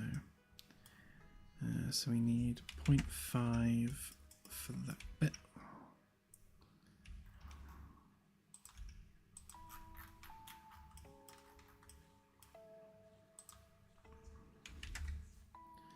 Then we need 2 for the wood.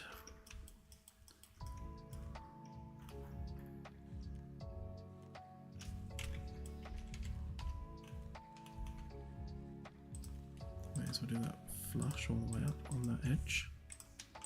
So that bit is the rubber backing, that bit's the wood. Then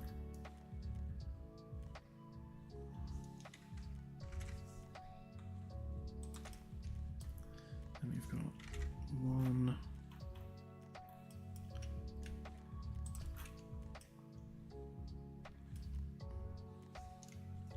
and 2.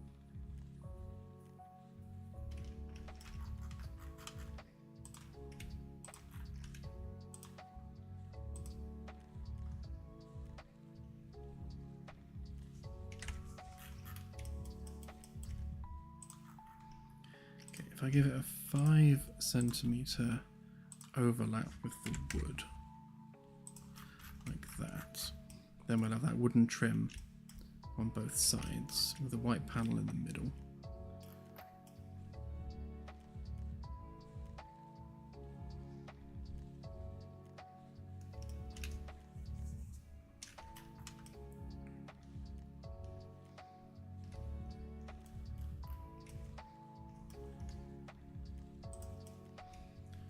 Okay, so then all we need then is a path to follow. So pop that there.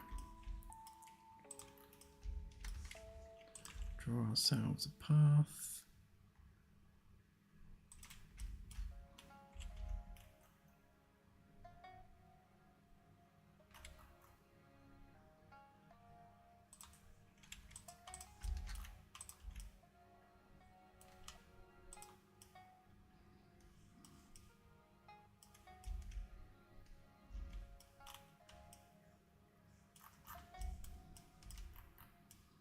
I suppose if we're going to do this properly, we want some perpendicular edges here to line up to.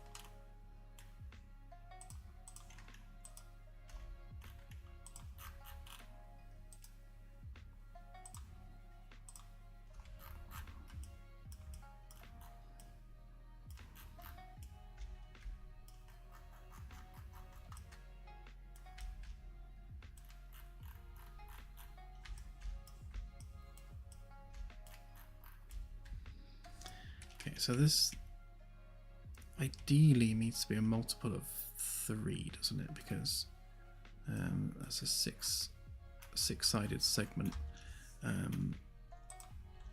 which that circle isn't.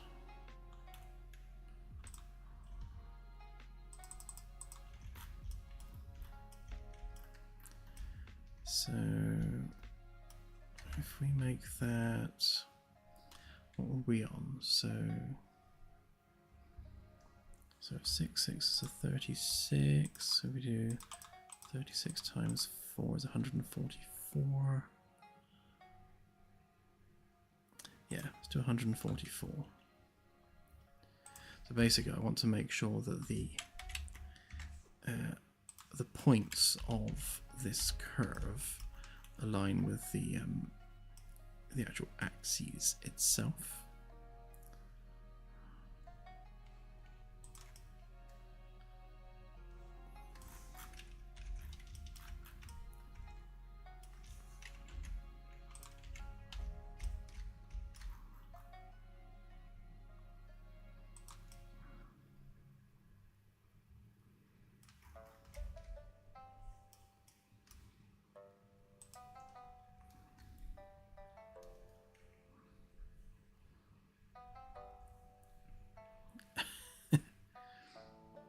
Wow, thank you, Firstus. How many cornettos are we buying? I've completely missed the conversation. Where did cornettos come into it?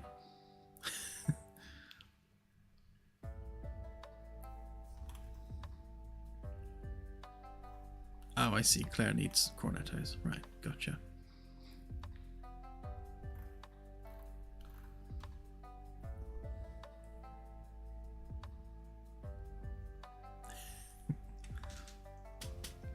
Why didn't she give me a cornetto?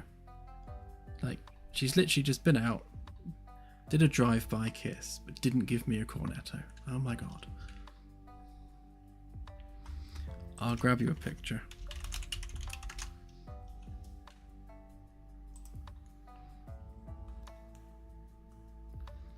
They're basically ice creams in the UK.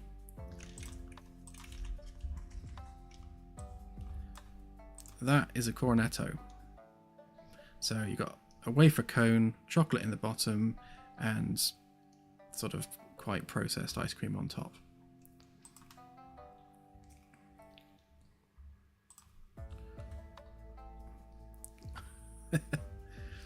I am grateful, but a cornetto would have been nice.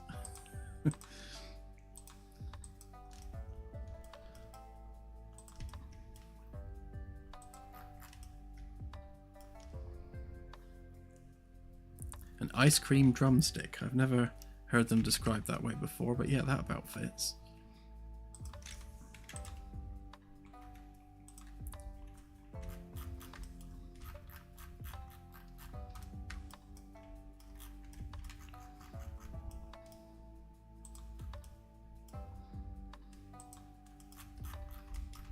Right, so to get the angle on this one, I need to draw a line to the middle. And if we measure... Why did it do that? Oh, I see. I did it from that side. So measure 4 along there. And I can just rotate that by 90 degrees. That gives us our perpendicular edge, which means we don't need that anymore.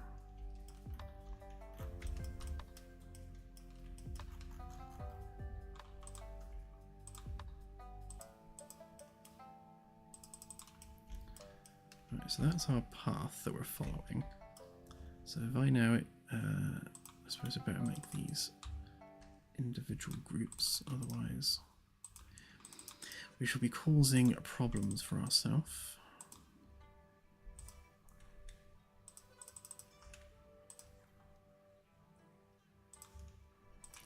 Then we'll take our path, pop it in there, extrude that.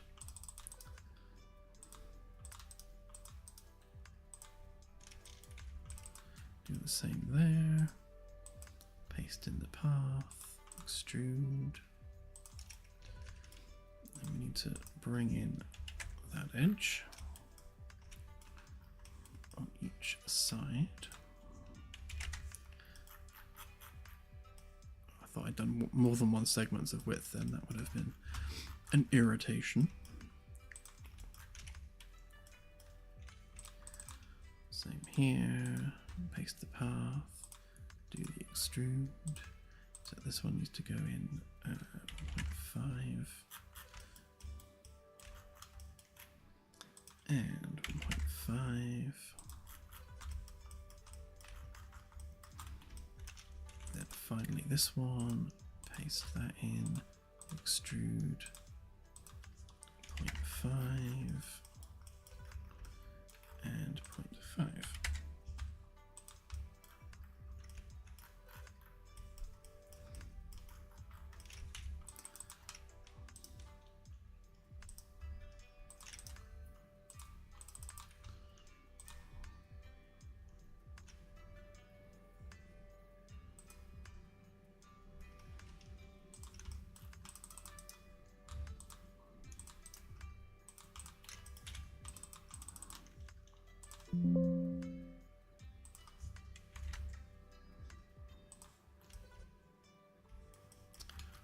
What's it got a problem with?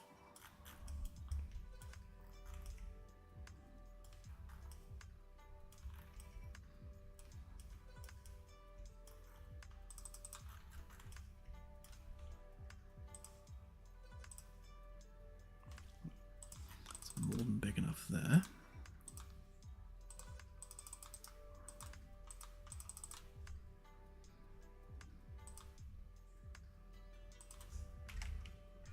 Oh, there we go. Must have been a stray vertice somewhere.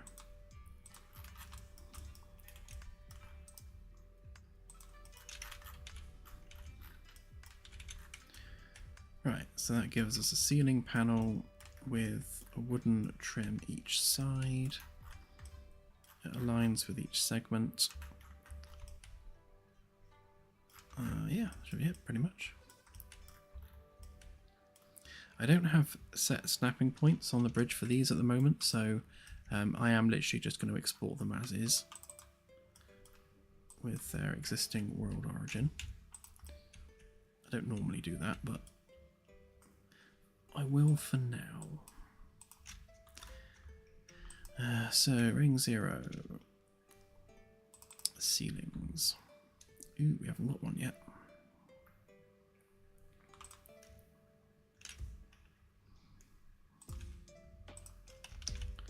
Just copy that file name so we've got the right convention. So, ring 0, A deck, ceiling panel,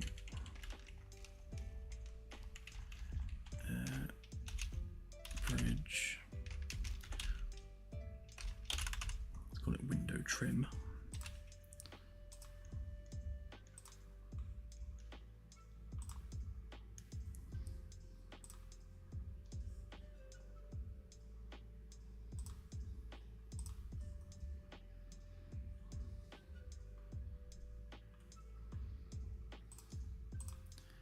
So ring 0.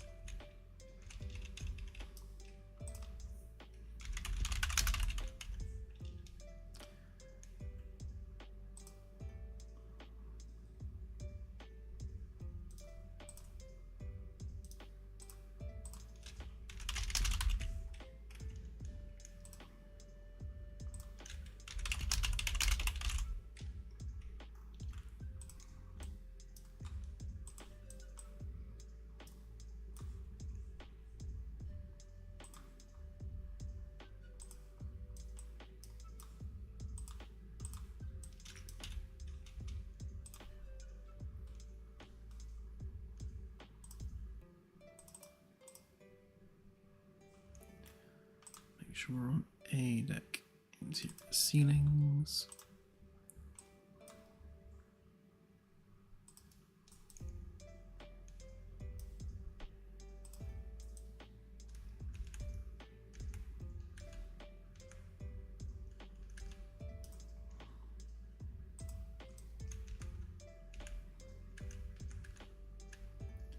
Okay, weird. Where did it put it?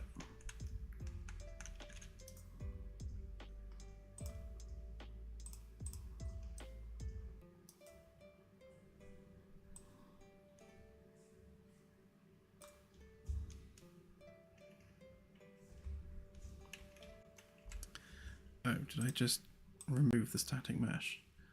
Oh, I did. I clicked that. Moron.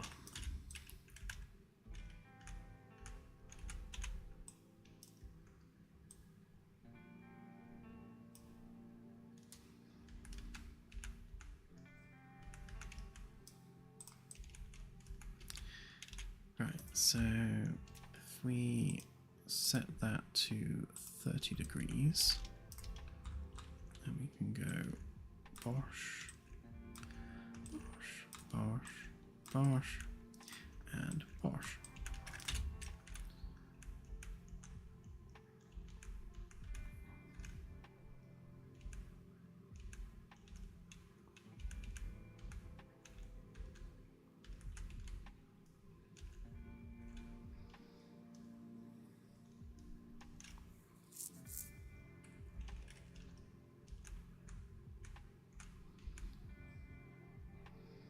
Yeah, we definitely still need nicer lighting in the bridge, which we'll definitely get to, and once we've got nanites enabled, that will improve that significantly. But I also think these lights need, again, they need to be flatter, which will help. Let me just re-export this as well, because we're losing the wooden trim in the edge there. So that one.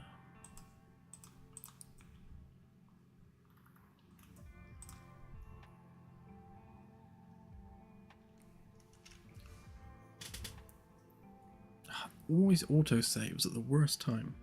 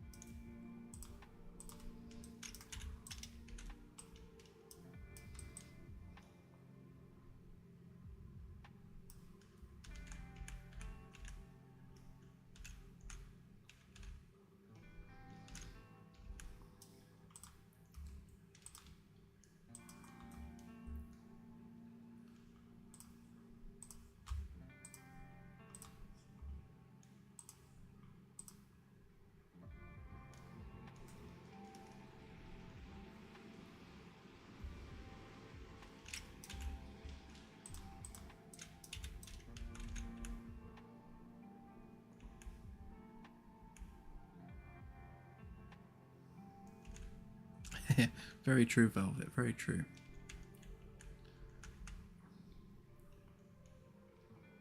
So looking at this, I think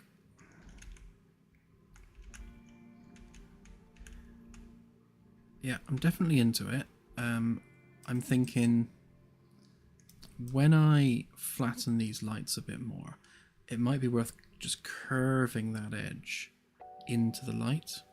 So rather than having this like harsh step that we've got now, if the ceiling panel curves in slightly, that would look quite nice.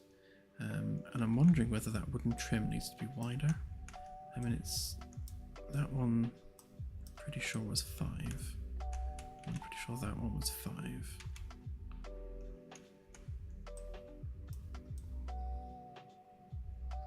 Yeah, I guess it's just so dark up there you can't really see it. Unless, because now that we've got a better ceiling, we can potentially do a better light.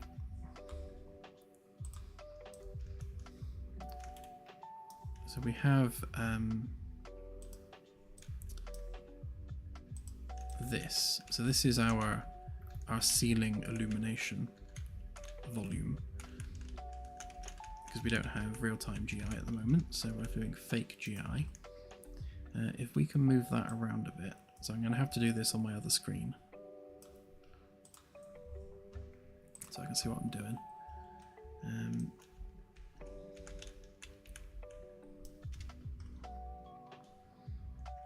Good night, CSI. Have a good one.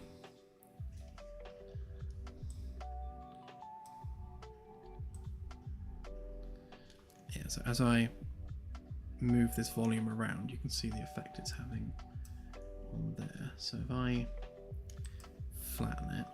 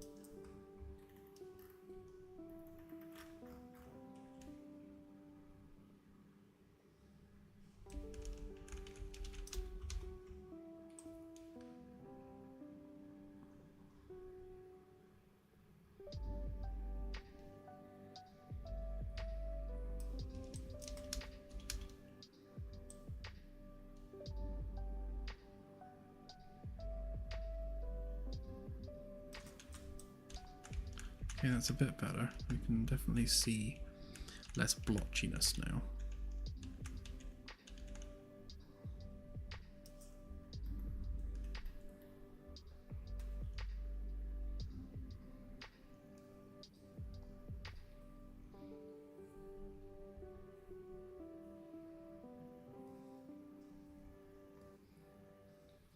Now what we're doing in Nessie is we're actually putting a little bit of work ahead of ourselves for when we work on patch 226. So all the stuff that I'm doing here with the bridge ceiling and some of the stuff on the holo display, that was all work scheduled for 226, but the things I need to finish off for 225 are supremely dull and not really worth doing on stream. So in order to keep the stream more exciting and more interesting, we're doing a bit of the 226 work instead. Which I think is a bit nicer overall.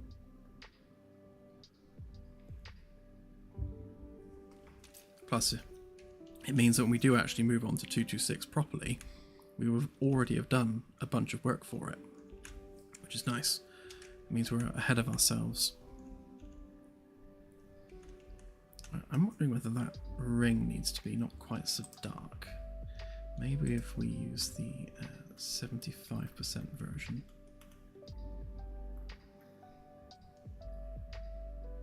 Do I not have a 75% version?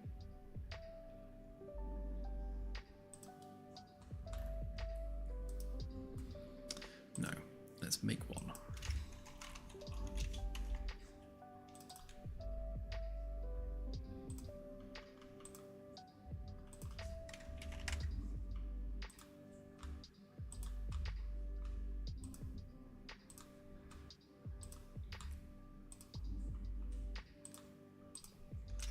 Just brightens that up ever so slightly.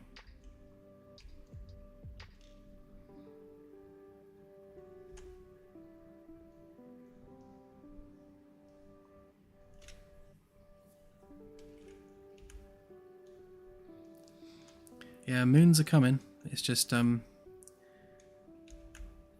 we are kind of further towards moons than we would have been because of the way I've done the data structure for the custom systems. So in order to fix the Sol system and the Lakai 9352 system, I needed to redo the data structure so that we could store a lot of the planetary data in a flat database form. But now that I've done that, that's actually solved some of the problems we needed to solve in order to add moons. So again, the things we're doing now are creating the foundation for things we need to do in the future, which is nice because it means again we're getting ahead of ourselves a little bit.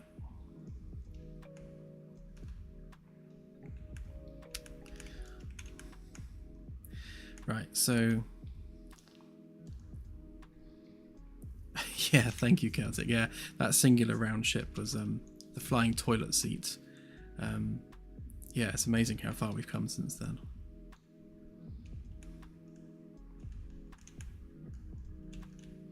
Right, yeah, executive decision. I think that ceiling needs a bit of a lip to it, and more wood.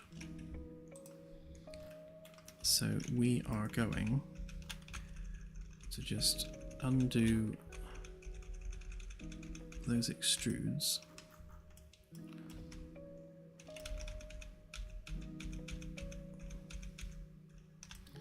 Because we can. Right, so I think we need to double the amount of wood that we're showing there.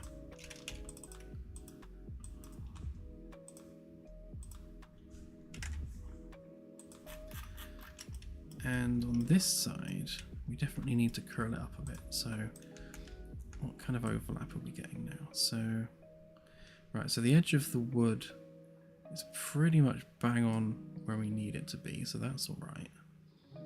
And we can probably come down maybe 10 centimeters or so. I don't actually have the model of the light on this map. But it matters not because we can just do this instead. So If we come down about, so that was 10, wasn't it? Yeah, so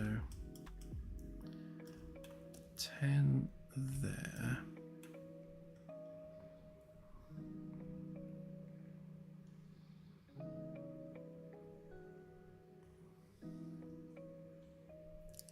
And if we keep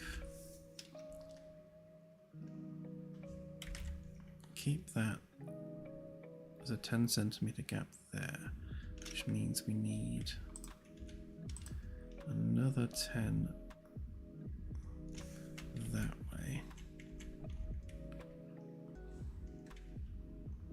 Maybe we do 20, and then if we do that, then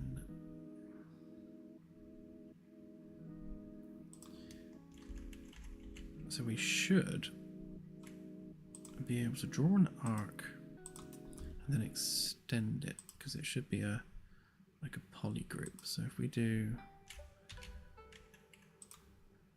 that,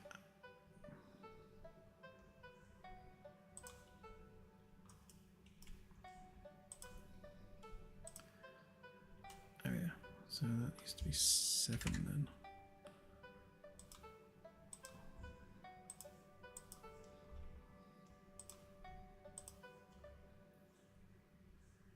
We definitely don't want 72 edges on that. That would be madness. Alright, so more than that though.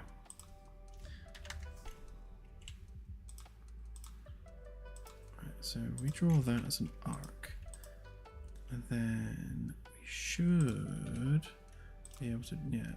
Oh. Well, it's not supposed to do it like that. Fine, I'll make it a Bezier curve.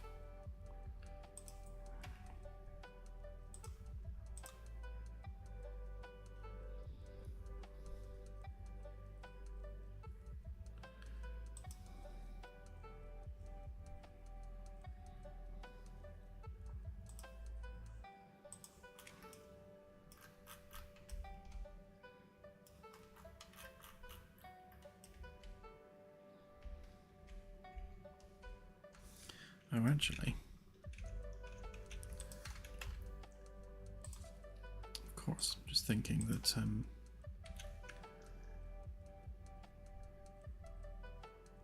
yeah, we want the edge of the wood to be there. So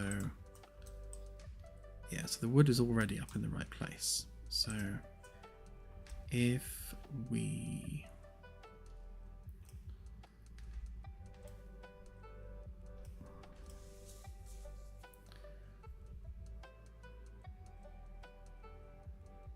I suppose that would be right, wouldn't it? Because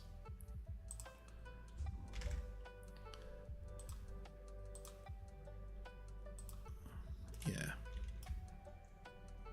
because the wood's going to come out to there anyway, so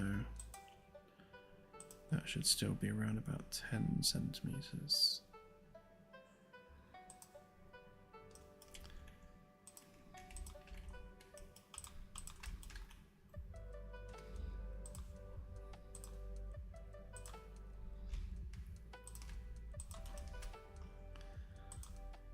I swear I'm not going mad. Right, so that means we need to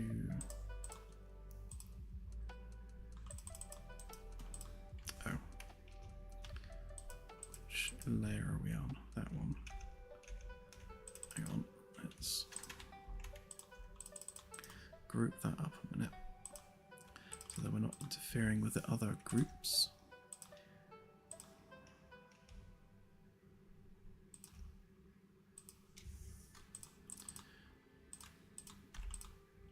Right, so hopefully I can now drag that out to there.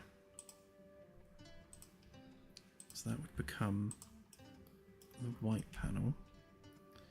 And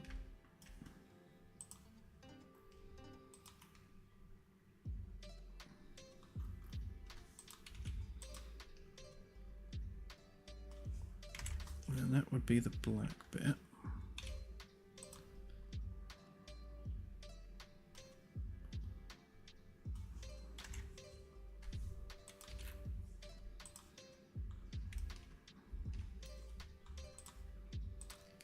that would be,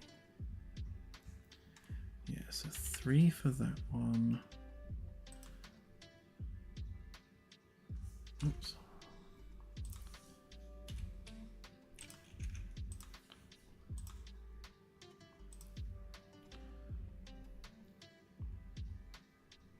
Right, and then 5 for that one.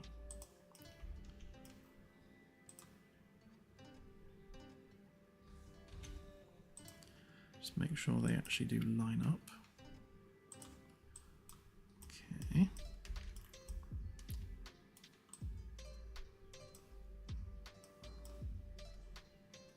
And then that one needs to come out all the way to there.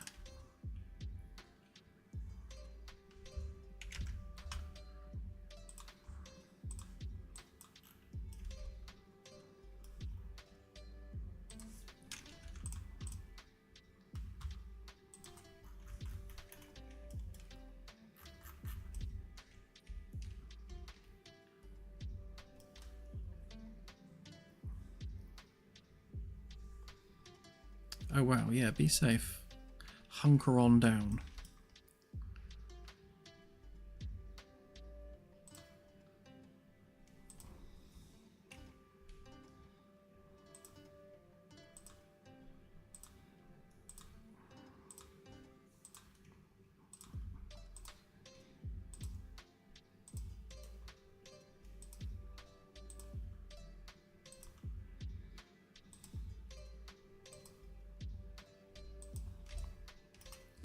Just having to do a bit of retopology on this bit because it's creating too many edges.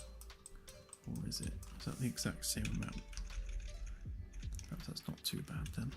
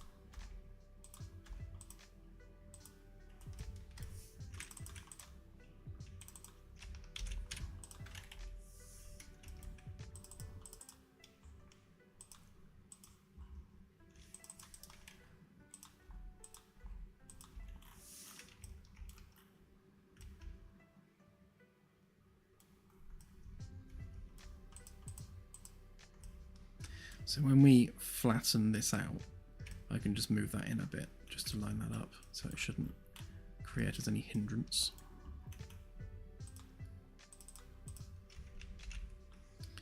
Okay.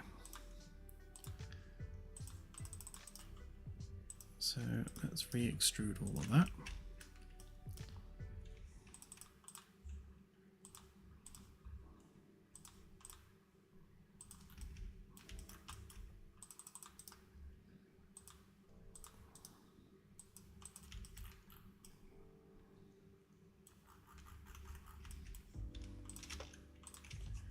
So 0.5 on that side, 0.5 on that side. That's just creating the gap between the panels, basically.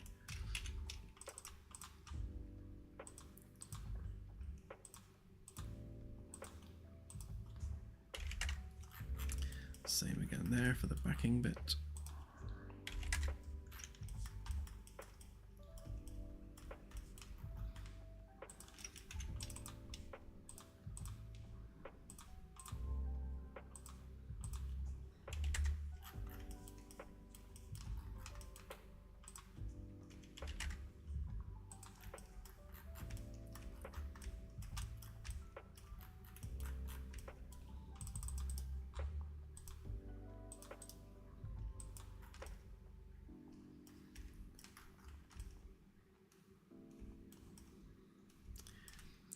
See, I was drawing those segments.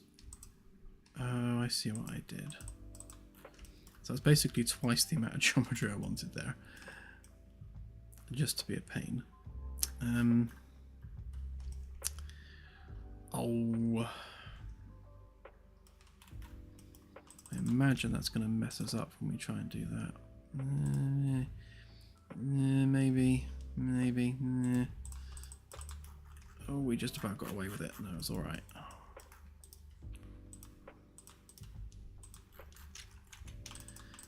I mean, it doesn't matter hugely in the end of the world because it's nanite anyway, but I try and keep the poly count under control even though we're using nanite because you know, it does affect disk space and memory usage and that sort of thing.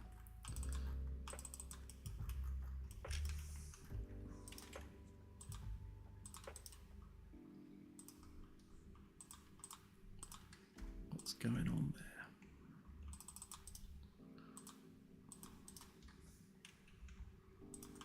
Better.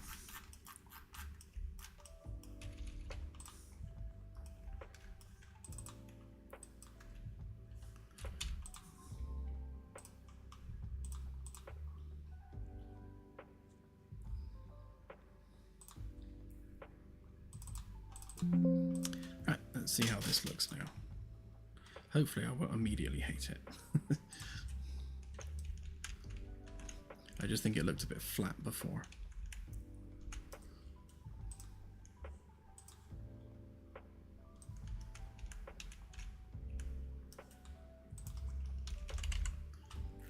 We'll give this one complex collision now that it's curved.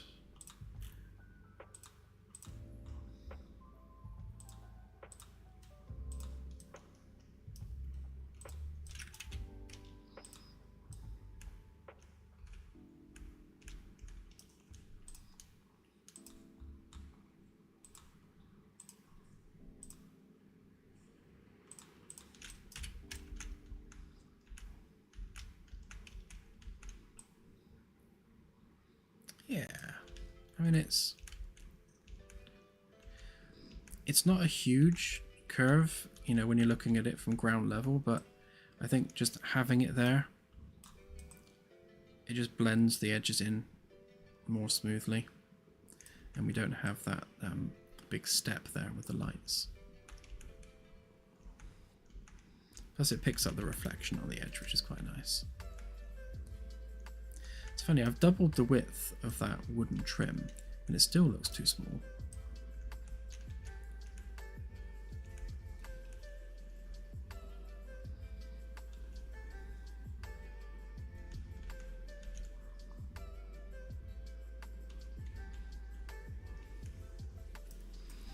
Oh yeah, that's worth pointing out actually.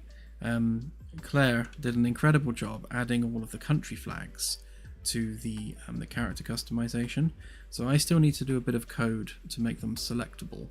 But all countries that have flags are now represented. And then she even added a couple of extra ones like Scotland and Wales as separate flags rather than just having United Kingdom. And I might add the Somerset flag just for a laugh.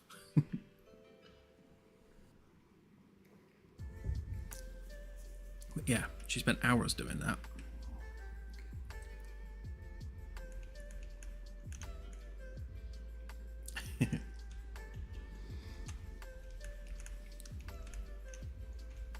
Yeah, I think on the whole, I'm quite happy with that, to be honest.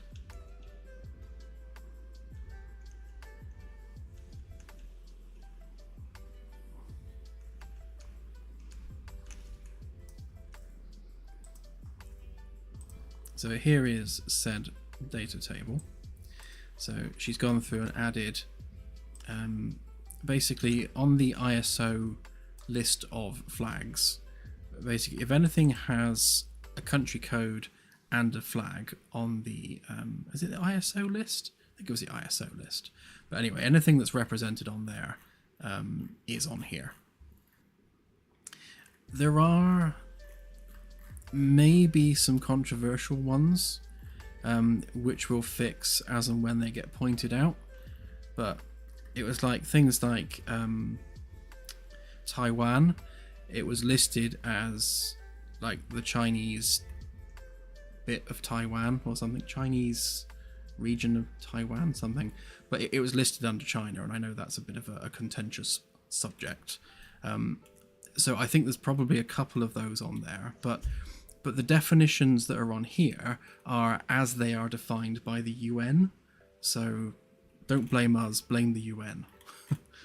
But yeah, if any are wrong for any reason, just let us know and we'll look into it.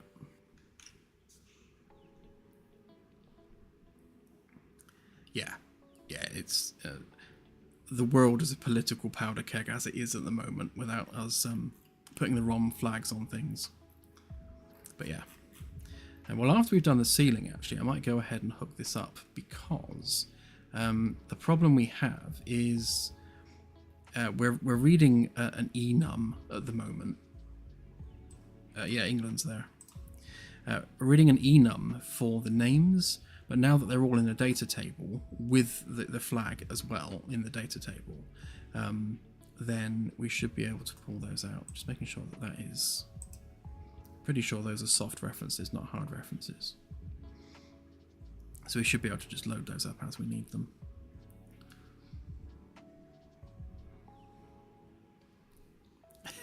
Yeah. Yeah, we'll alphabetize them when we list them.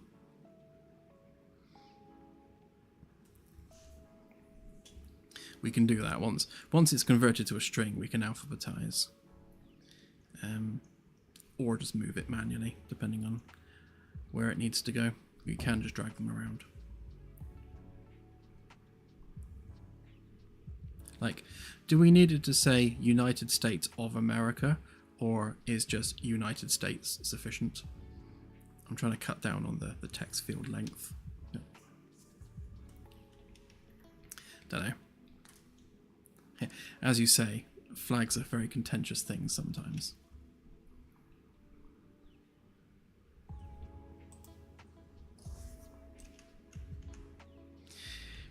Yeah, Aaron, yeah, you're right, but the flooring size can only be that big, and I do wonder if it matched exactly, whether or not it might look a little bit too, I don't know, too uniform.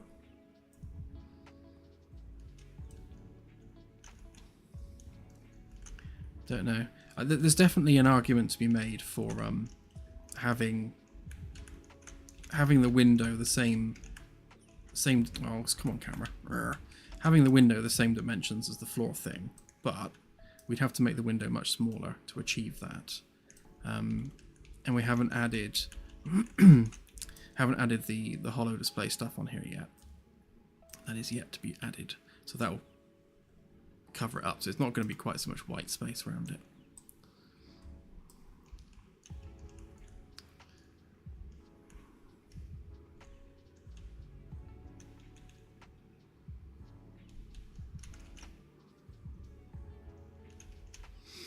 Okay.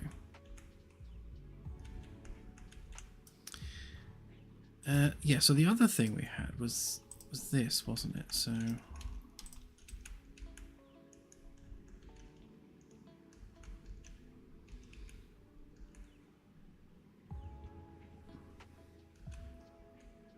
why don't those ones polarize? Because they're part of the same group.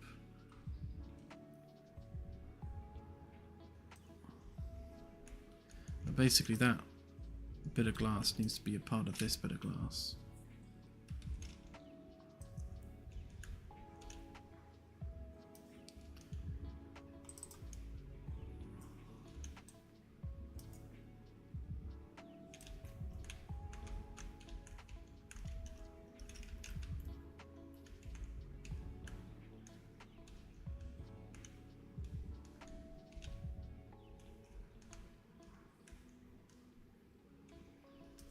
Okay.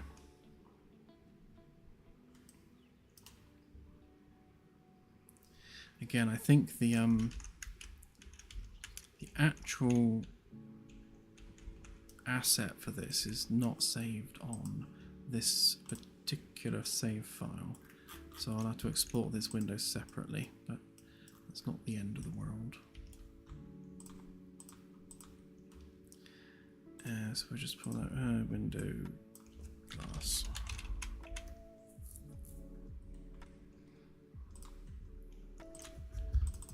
Just to get it exported for now. And then we shall import that into there.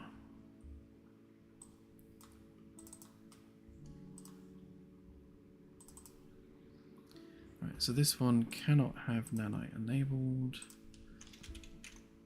And we're just going to use our basic glass material.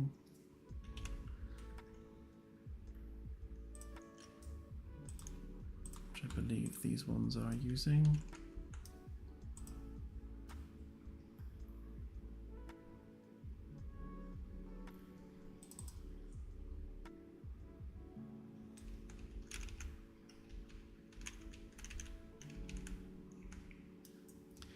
Oh, yes, I remember. Right, yeah, so we have to have two separate layers here because we've got the outer glass which can fully polarize for blocking the light, whereas the inner glass does not. Yeah, so we need to save... Right, so we need to split that group and then make a group out of the top one. Make a group out of the bottom one, and then the top one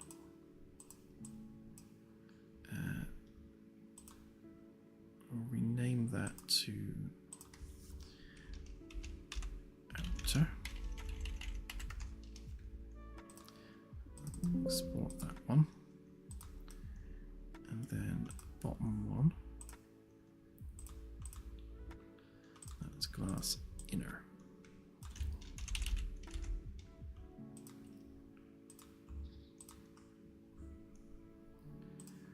So that one's glass outer. Then we also need to import glass inner.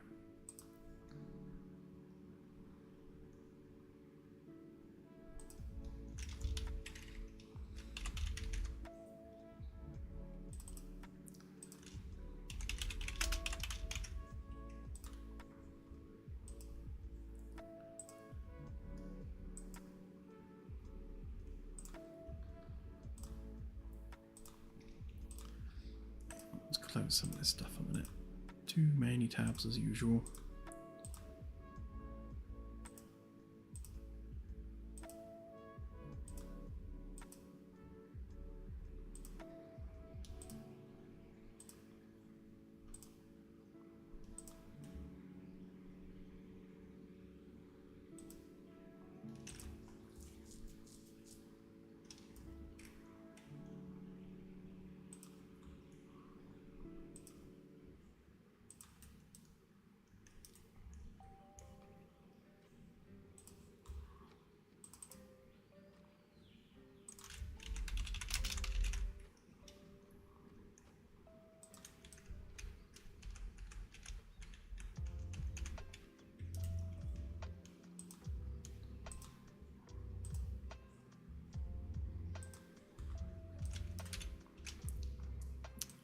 right there. So I guess we need to add them to this, don't we? So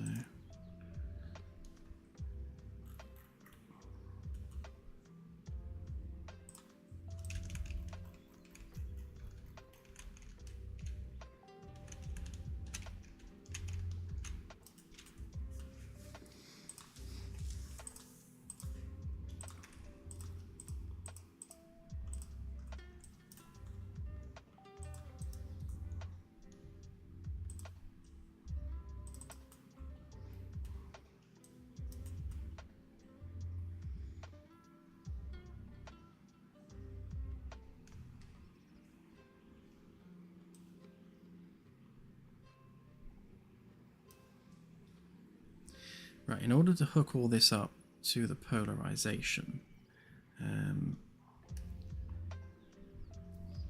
need to add another, well really I need to combine those meshes, but I won't for the time being. I don't want to mess up the other windows. Right, so this one's already at 0, 0, 0. So, right, so if we add secondary glass,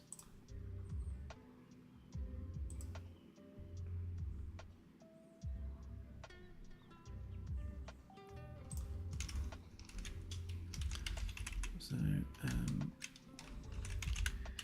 window glass inner 2.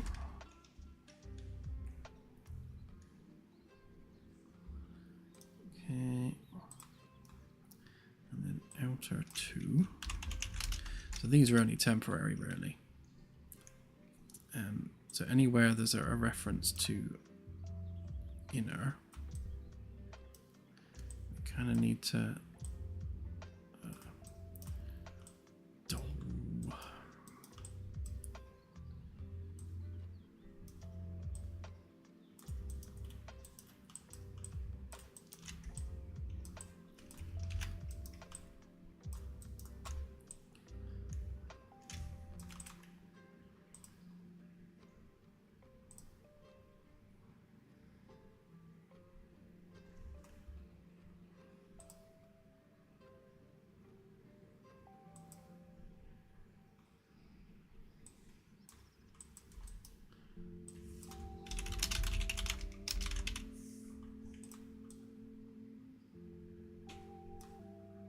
weird. Why is that not picking that up?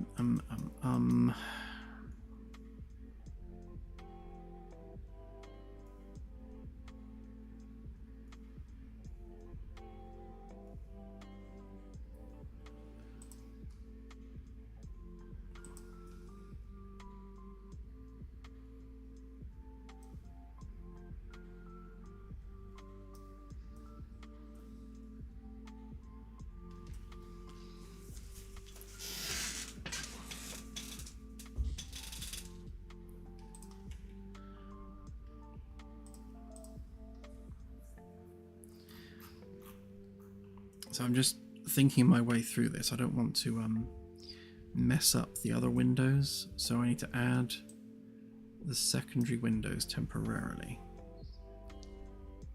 It would have been easier, to be fair, if I'd made an array of glass panels, but I think we will yeah, we'll just make some additional ones. So window mesh inner 2, window mesh outer 2. So we do glass inner 2, mesh inner 2, and then we'll do the same down here, except we'll make it outer 2 instead.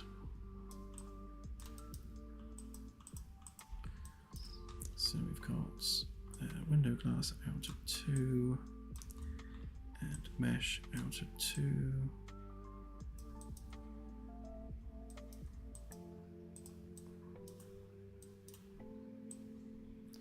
we'll apply the material to that one, because they can have the same material, but obviously we need to tell it which mesh it's using.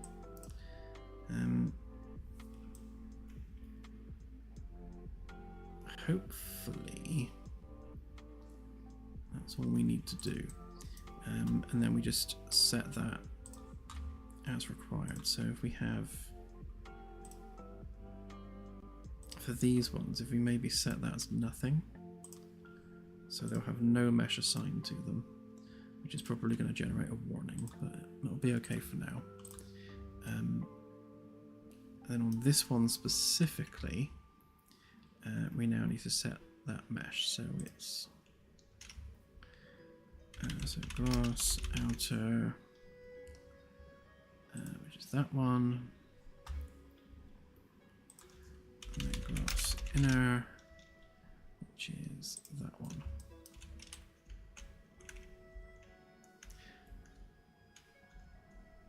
Some funky screen space reflections, but can't do anything about that because it's screen space.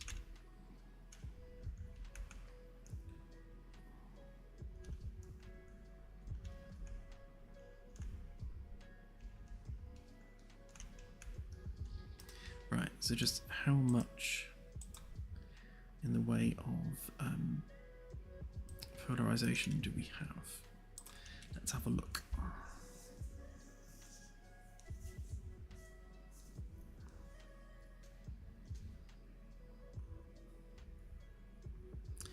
The control panel for the polarization won't be there. That's just a temporary thing. The actual controls for that will be on the internal. What's that station called? Environmental control. So the environmental control station will have the power to polarize the window on the bridge specifically. In individual rooms, it will just be a panel by the window. But in the bridge, we'll have that as an actual bridge station, which will be here.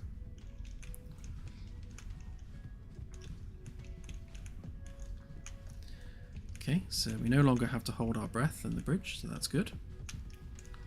We have ourselves a window. That whip sticker can go now. Right, so what was the issue with the polarization?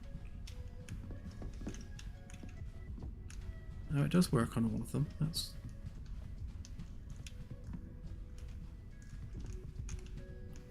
about as much as we can hope for.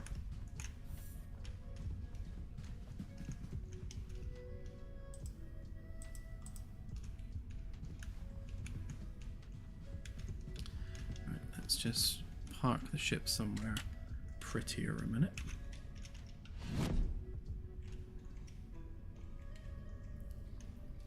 Ooh, I know where we can go.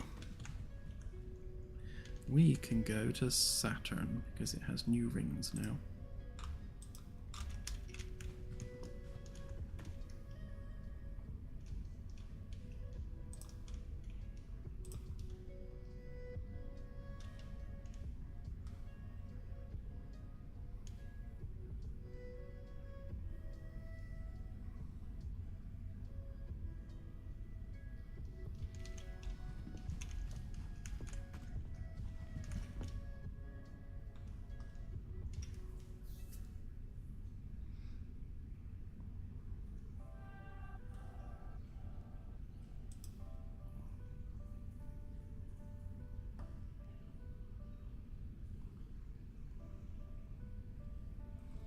Oh, that's much nicer.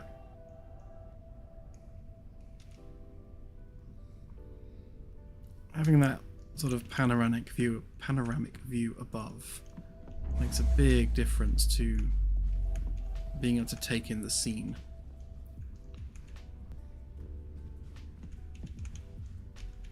Yeah, that's way nicer.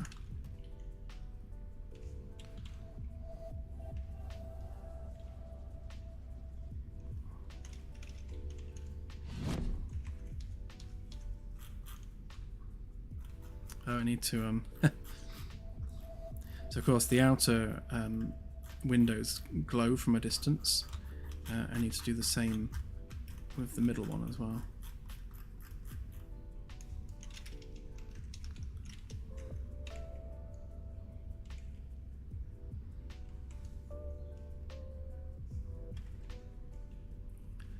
Let's do a ring skim, shall we, while we're here?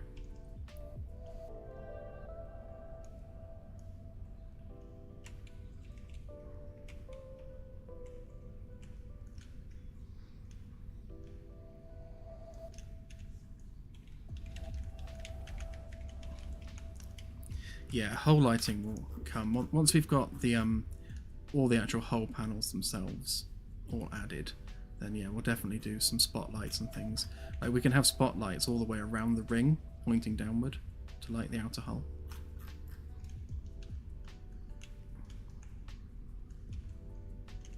I don't know why it's so laggy.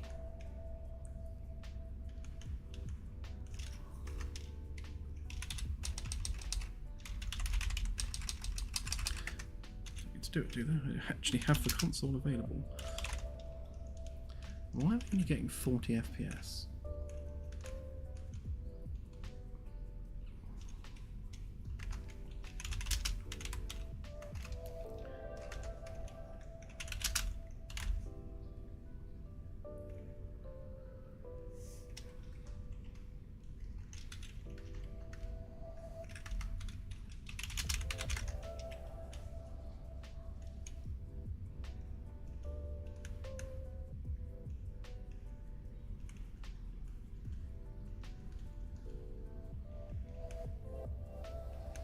Yeah, something weird going on.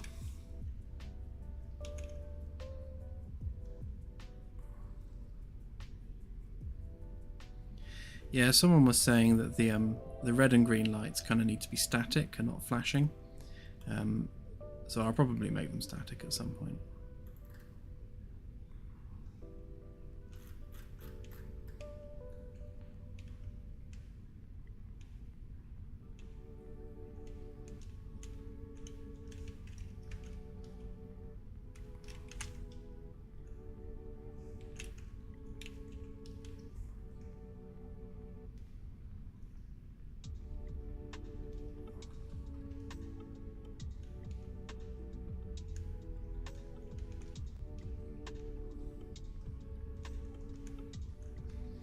Oh, thank you, Firstus. I will look into that.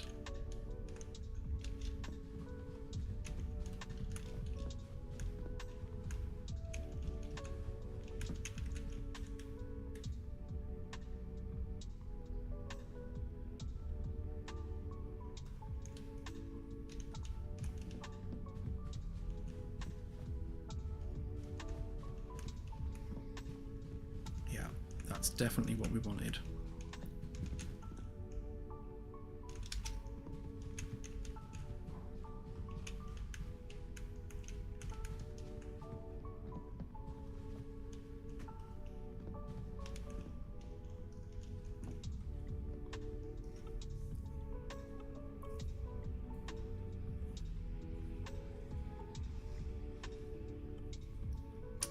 Yes, Jack, they are actually supposed to be a constant green. I don't know why they're flashing right now, but you're right, yeah, they shouldn't be flashing. The helm, Anasi. So the helm is going to be expanded hugely. Way more than 3 screens.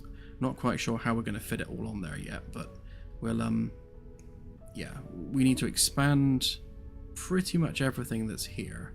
You know, when it comes to like lighting controls and things, yeah, we want it to be like an airplane cockpit basically. So you know, anything that's external lighting, or anything, yeah, and anything outside of the ship will be done from the helm. But yeah, so we'll probably maybe have 4 screens rather than 3, but yeah, it's going to be made much bigger.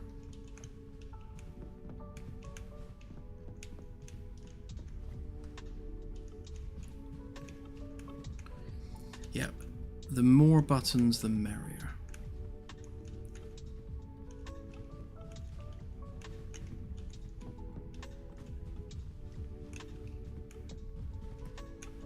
can't wait till we can get rid of screen space reflections. They're kind of necessary evil at the moment, but don't like them.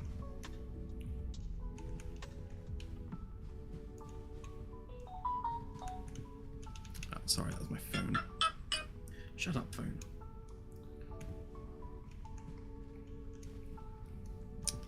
Right, okay, well, I think I'm happy with that for now, for a bridge ceiling. Let's add the holo display stuff.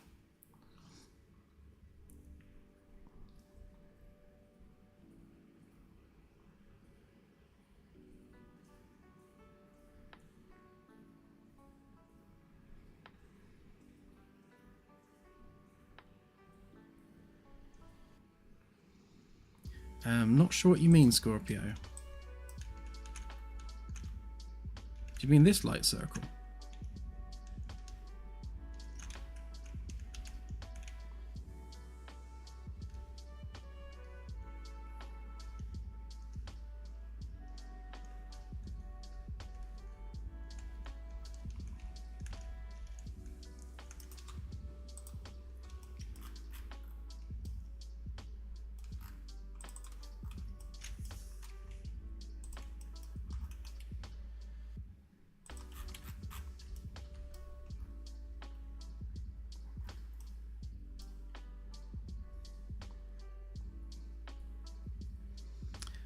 I don't actually remember having a light on there.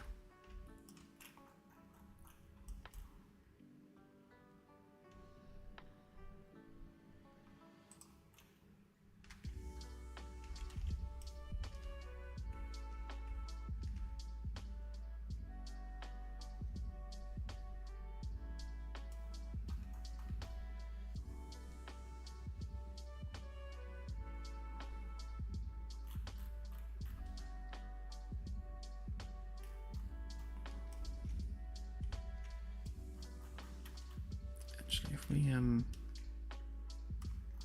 take that distance there, so let's say 495, and then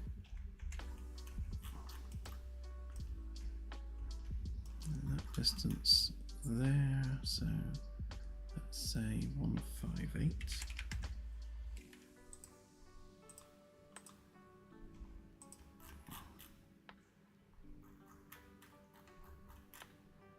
That's 158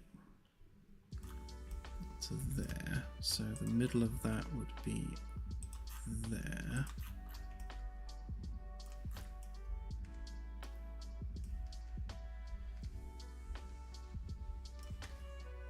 Okay, and then we need to make sure, oops.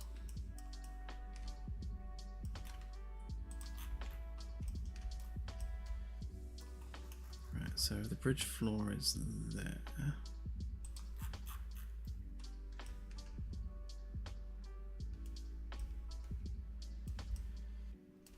Which means the holo projector kind of needs to be like that.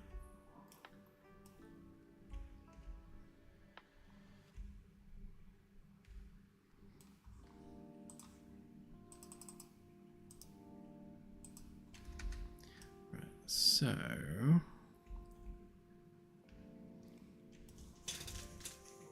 right, I'm going to completely wing this. I've had a few thoughts on what we want the holo projector to look like, and the way we're placing hologrammatic technology in the game at the moment is, as far as the human race is concerned, hologrammatic technology is something that's fairly new. So at the moment it hasn't been miniaturized, it's power hungry, it's big, you know, we don't have desktop holograms yet. So things like the holo display on the bridge is, you know, a big power hungry device. It's not something that you'd have in your crew quarters. So it kind of needs to look a little bit version 1, if you know what I mean. So I think a circular gantry with projectors attached to it is probably where we want to go with it, without it looking like the stage from a concert. See if I can grab an example a minute.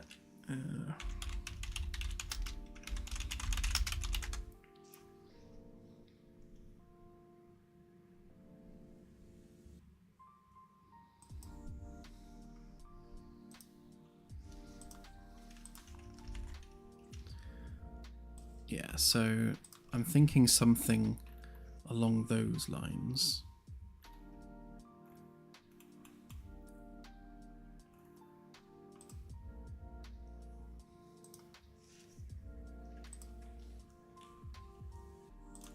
Maybe something like that.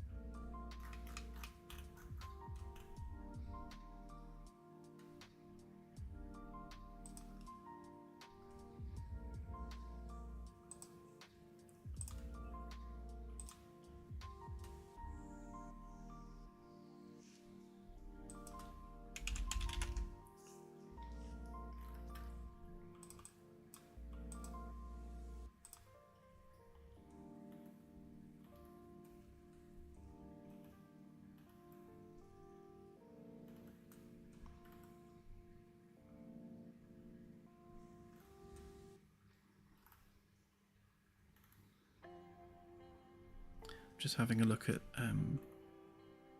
some circular lighting trusses. So, like something along these lines.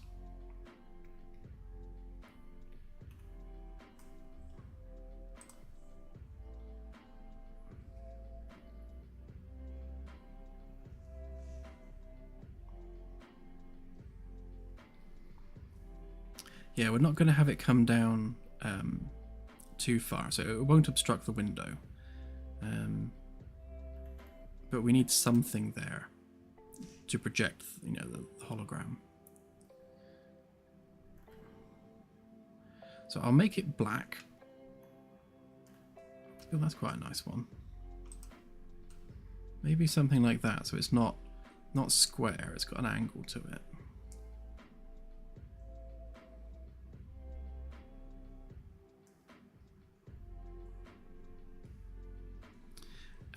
It definitely won't retract, no. But if we make it a triangle, so this one's triangular, that means that when viewed at an angle, you see less of it. And then we can use the central bar there for the attachment point for the projectors.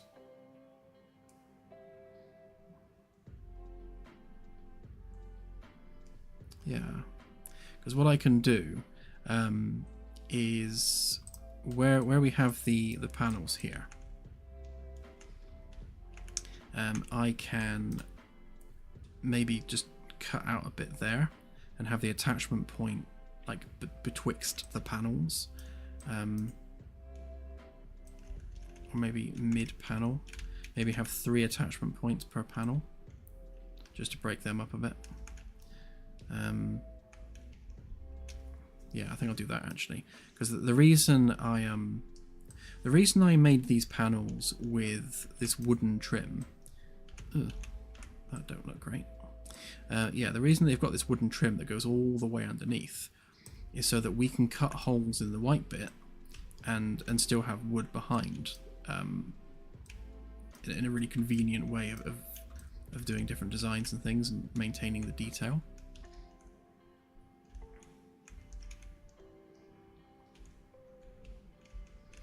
Yeah, so I reckon 3 attachment points per panel, and then we'll do a triangular truss around there and attach our projectors to it.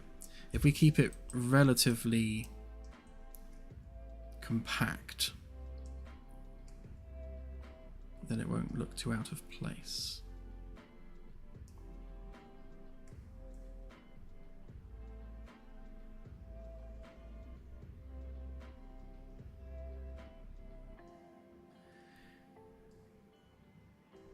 Yeah, so that is one option, in that we, rather than having a truss going all the way around, we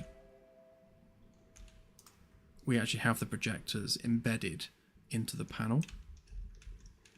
Again, maybe 3 per panel all the way around, or pointing down. But we want to add a bit of visual complexity there, so it's not so flat and plain.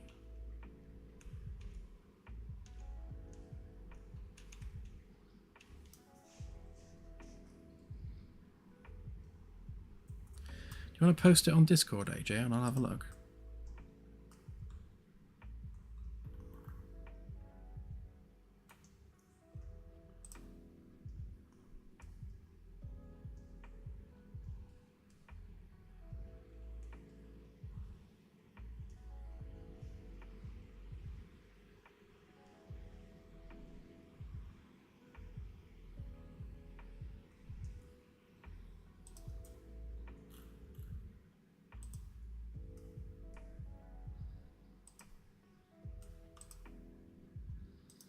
Oh, I see. Okay. So that's what AJ's just shared.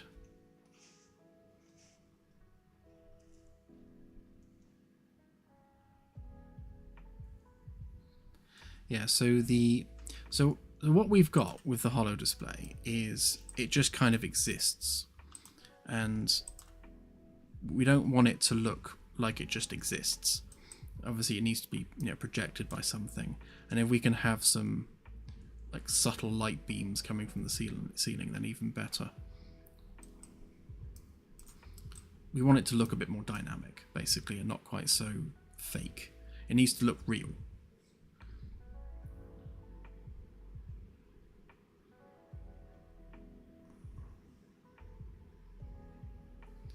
Yeah, we don't want to put anything in the floor, because when the holo display is turned off, the floor is just carpet and you can walk across it.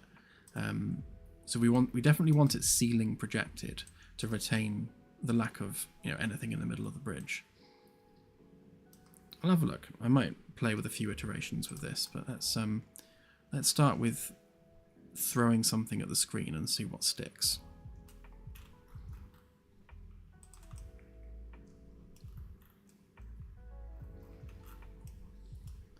So if we make our primary objective not to have anything that blocks the window, which means it can't come down too far. So if we say, well, so that's the front of the panel. That would be 10. So if we say there, it's probably hugging it a bit too much. Maybe go another 10.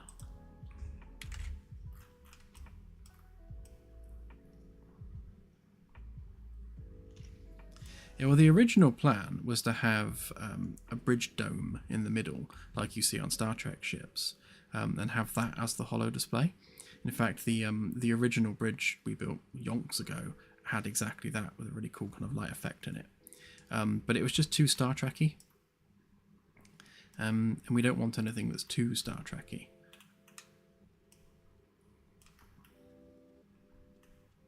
Both for obvious reasons, and also because, you know, we want to be our own unique thing.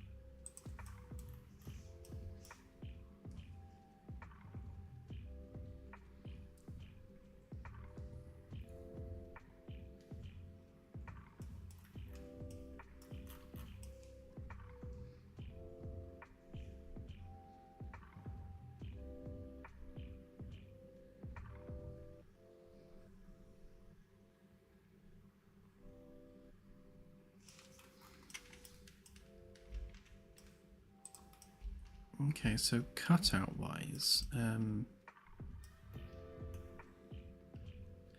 how many we got here? So 6. So it should be 15, I think.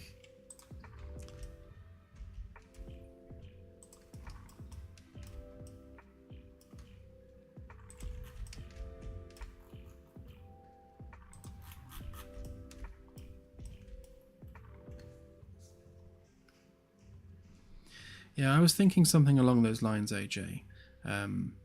A rail that goes around, because again, we want to add some visual complexity to the ceiling area, but not too much. Alright, so if we make an 18-sided shape, that should give us that. So that's not what we want.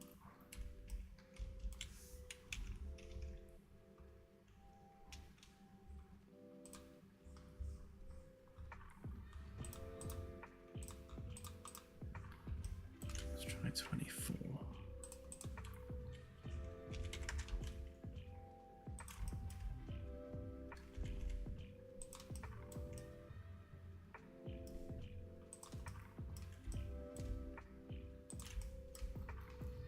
Right, so that is exactly 416.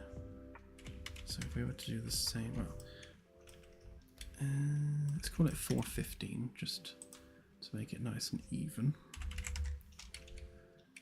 So that's 4.15 meters.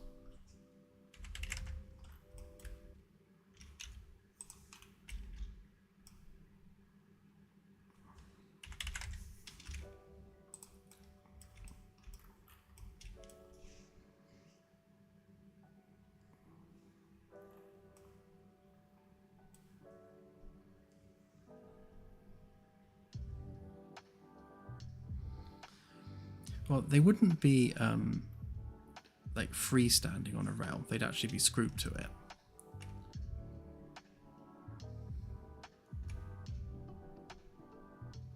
Hang on, let me make one and I'll show you what I had in mind.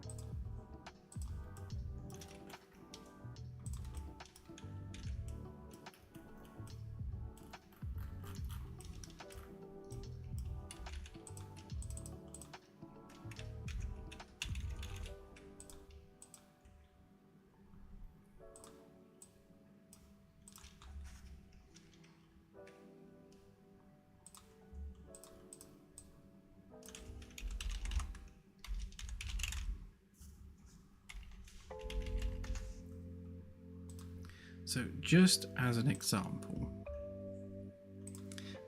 I was thinking something like this.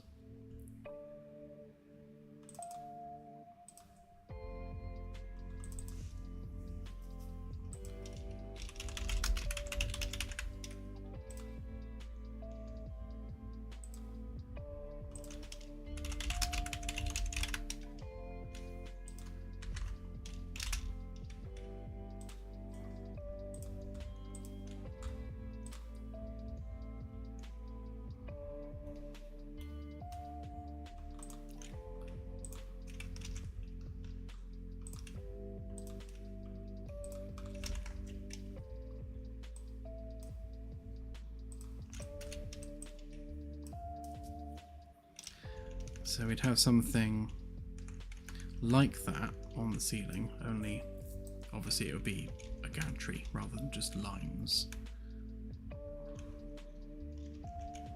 So it's not particularly in the way.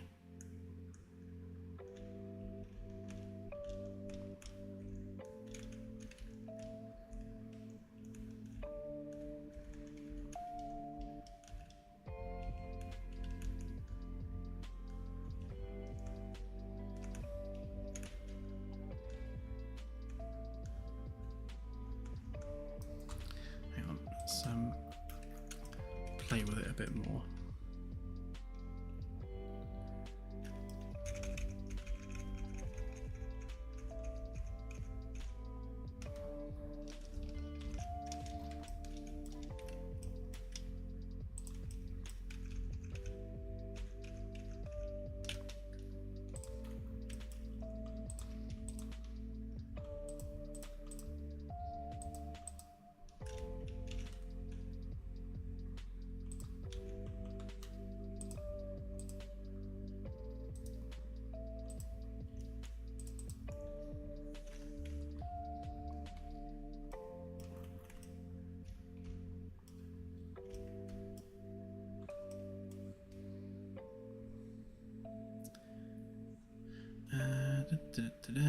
So if we make,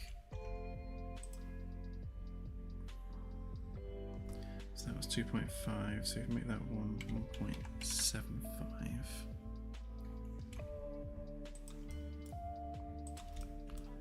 that across to there.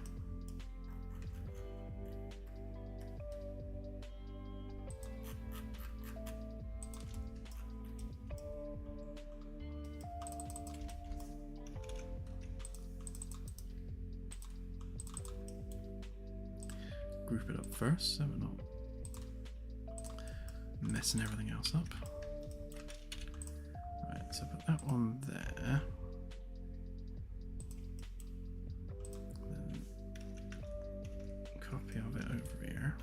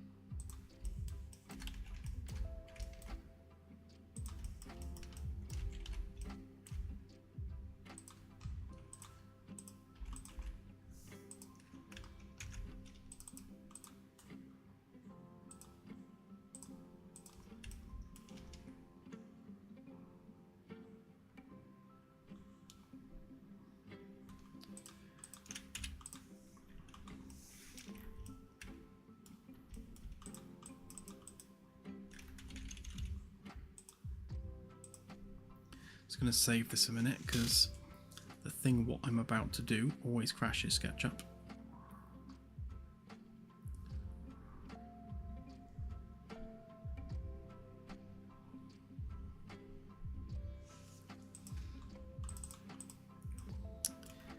Right, so if we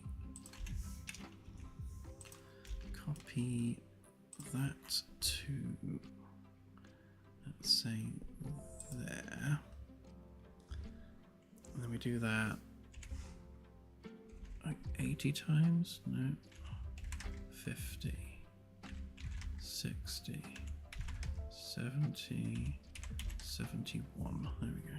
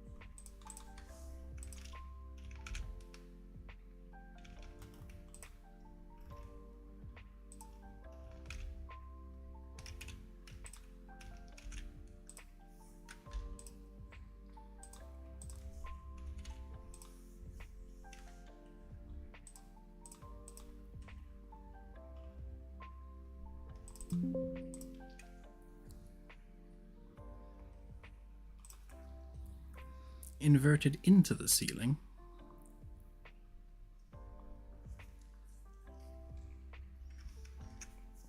You mean like in a trench?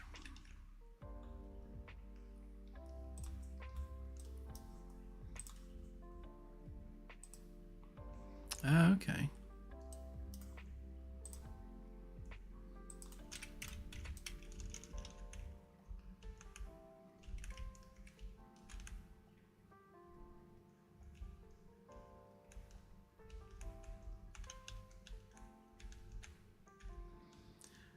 Okay, yeah, I can see why that would look crap, to be honest. It's a bit too roller coastery, isn't it?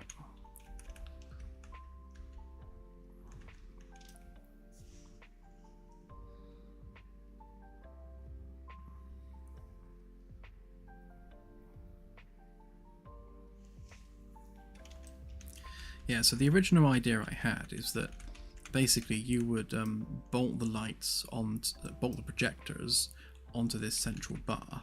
So there'd be a ring of projectors around there, with that gantry supporting them. But yeah, I think as much as I want to add visual complexity to the ceiling, I think it's a bit too uniform and a bit too roller coastery. It looks like a roller coaster. So yeah, okay. So instead then, actually we'll keep, let's just undo that so we don't have to lose our lines. So if we use these as our markers, I'll keep that for now.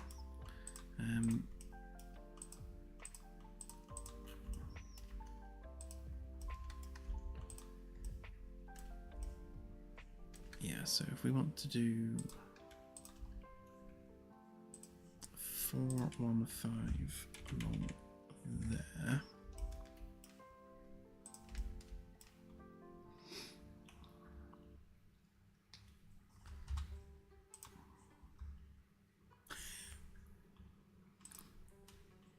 It's amazing. I love it.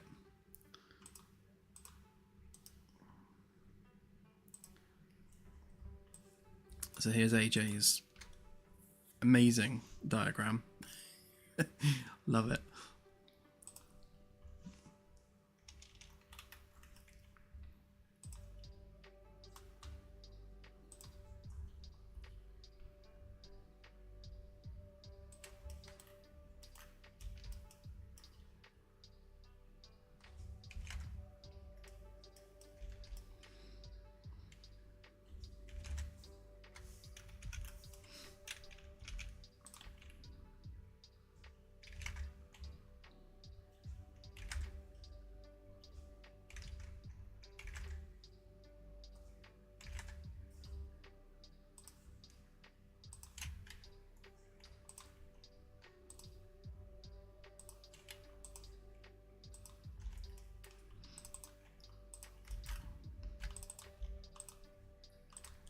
Right, so if we make that into a component a minute.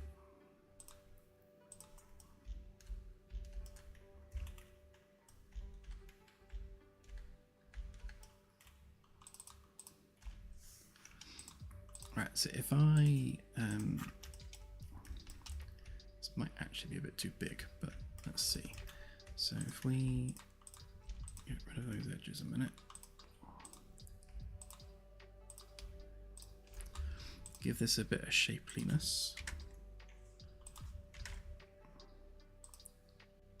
Something like that.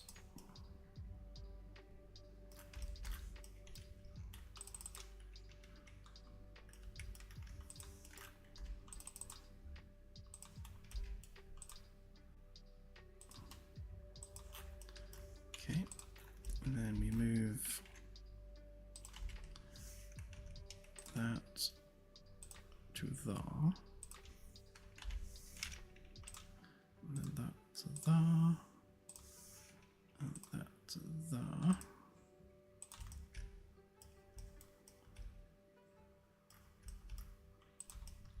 Oh, hang on, missed one.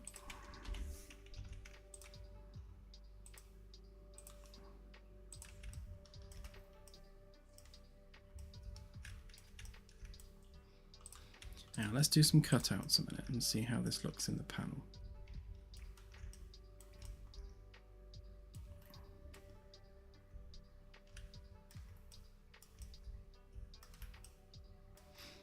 Although I have just realised that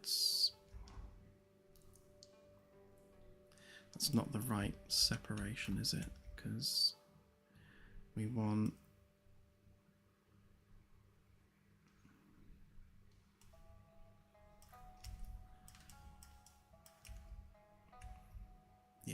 I think three's three's too many. We'll go with two, which means if we just lose that middle one, then the gap between those two should be the same as the gap between those two.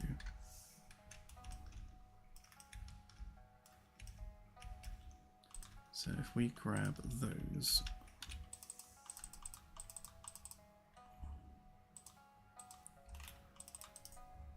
reverse that one. Okay. Explode those.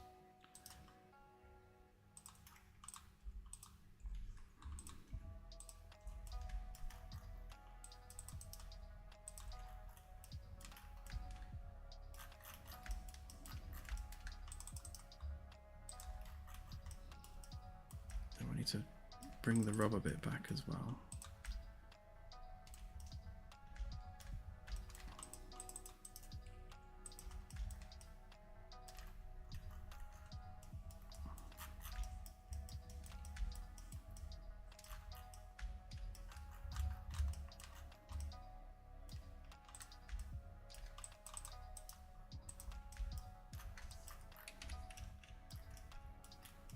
Okay, and then we need that bit, so we paste them back in there as well. And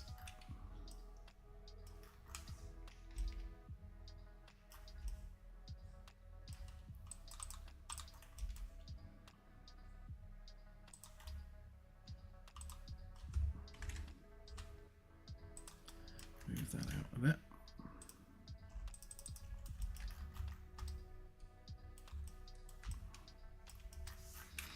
Actually, before I do that, I'll make these two unique.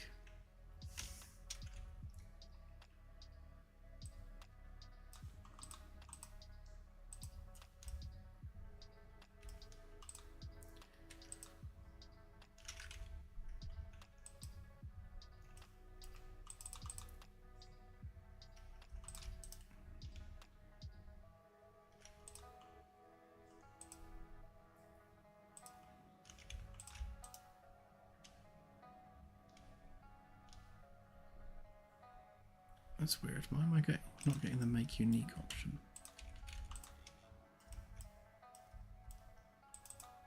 Is that because they're the only two that exist, maybe? Okay, it's fine then. Ignore me. Right, so do our usual offset there. Get rid of that bit. And if we can find it in this mess, get rid of that bit. Reverse that bit. Give it the right color.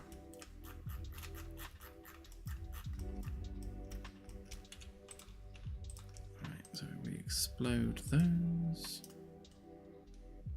intersect, get rid of those bits, get rid of that bit, get rid of that bit.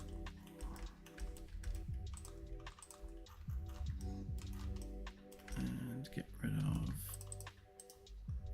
that bit.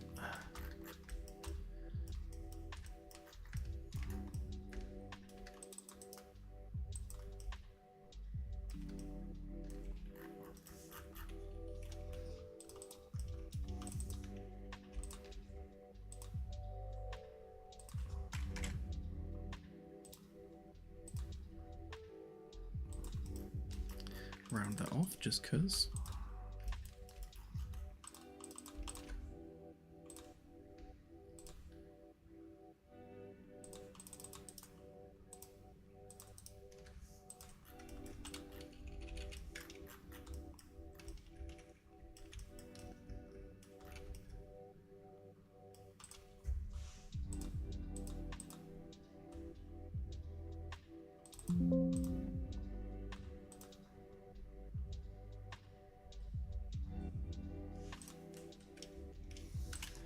So if we get rid of the roller coaster,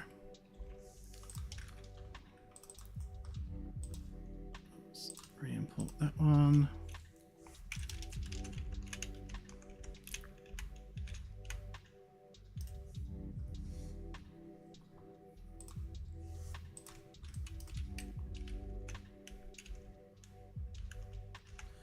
Right, so they should all be equidistant all the way around.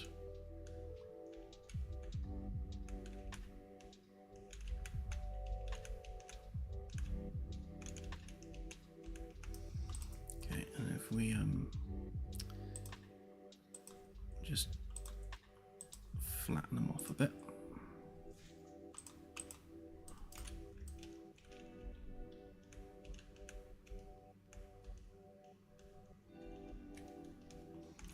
Yeah, 3 would have been overkill for sure. And then we can build like little turrets basically.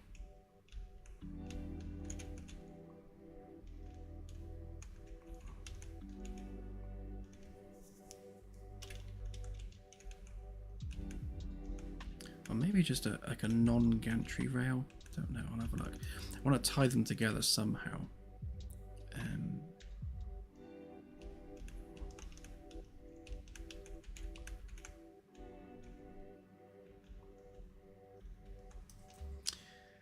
Okay.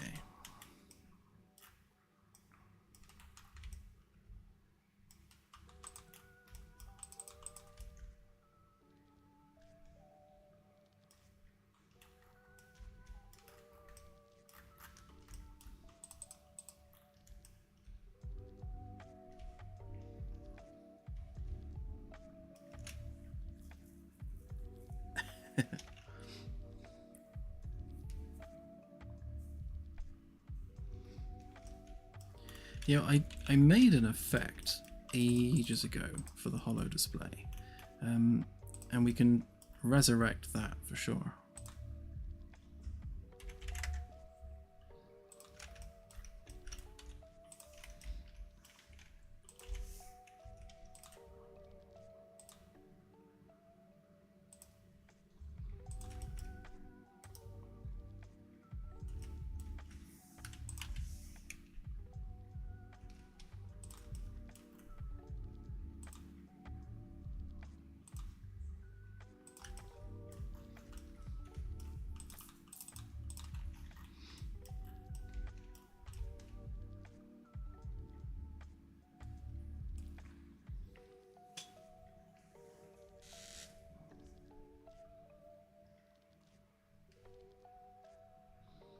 Yeah, that's not a bad shout actually. If we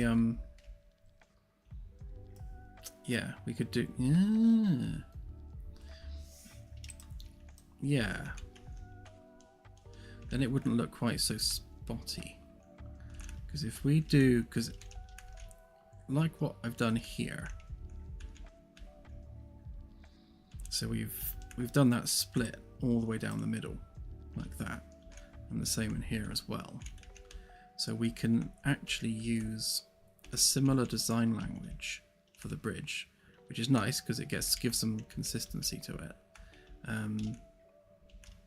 Have a split down the middle, or we can run some cables and things like a cable tray basically, and have it basically mirror what we've done here. I like that idea.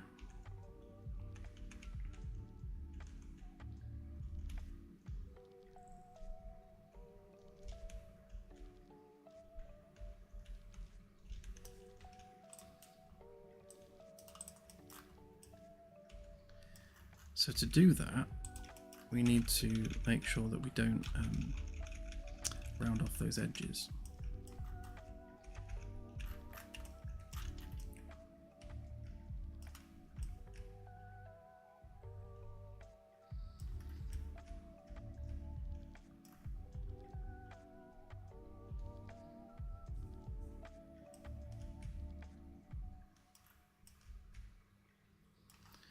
Yeah, so if we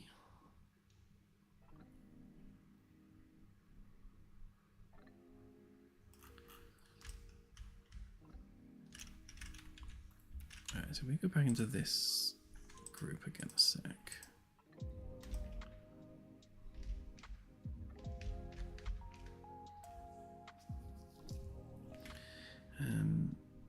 Yeah, so if we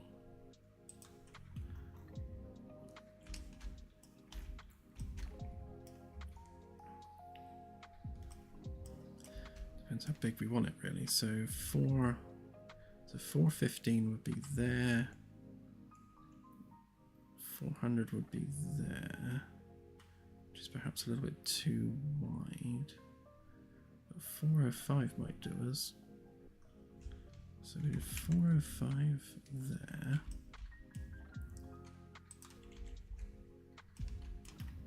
And 425 there.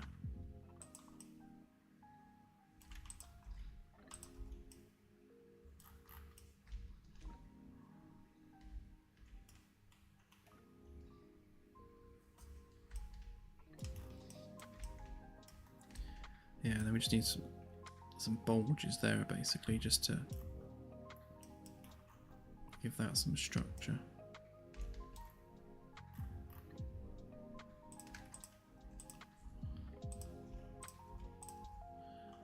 Right, so if I copy that a minute, and then we will undo the holes we made.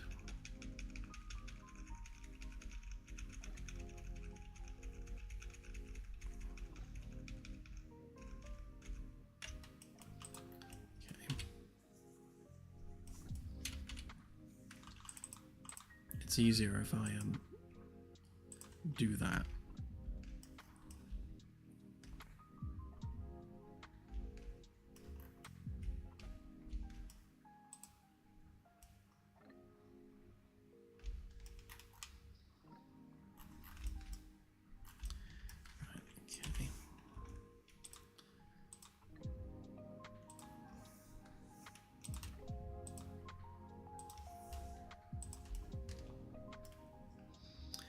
Thank you, Delta.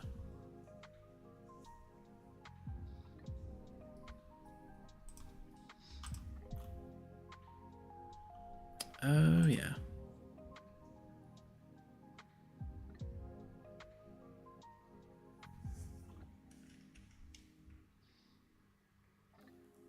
Okay, so what Delta's come up there is really nice as well. So have the actual panel mesh mold to the shape of an emitter ring, like that. See, that's quite nice as well, isn't it? And then you could have a wooden trim on the inside with embedded emitters around it. Oh, now we've got two good ideas.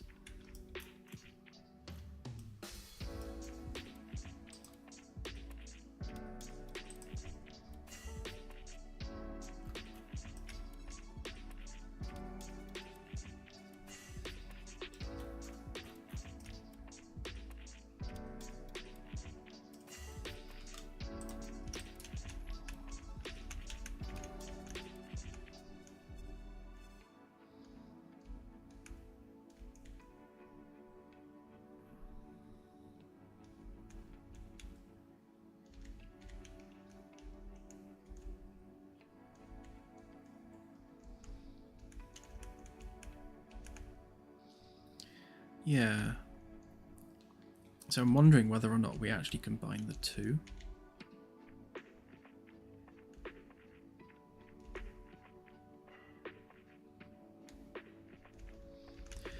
Because if we...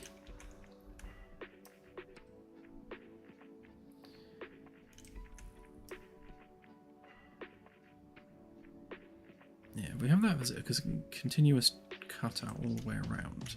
Then we could have the wood protruding through with the embedded emitter in it. But we could also do it per panel.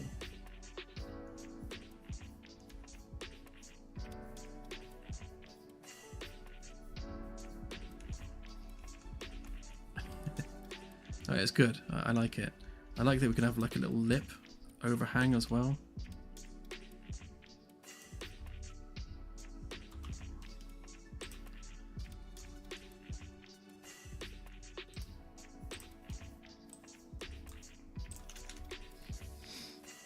Yeah, because where you've got that embedded into there, with the white paneling on this side, we could have a bit of a lip overhang to kind of shield the eyes from the people immediately underneath it. And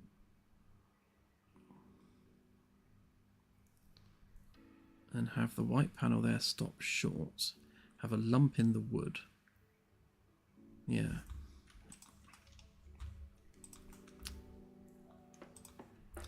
I like it.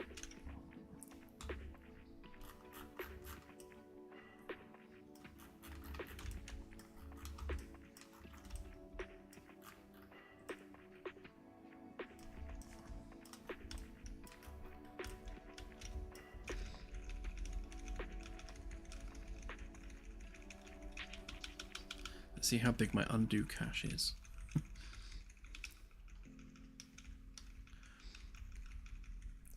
Because it would be much easier to do this if we can start a fresh extrude.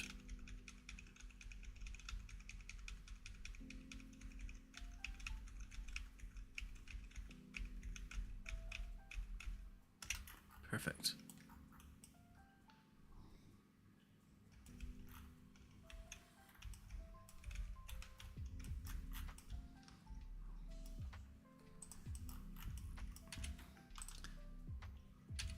Right, and what I'm going to do is... Actually, no, we don't need to redo that one. That one's all right as is. Yeah, I'm going to take a copy of that so that we don't keep losing it.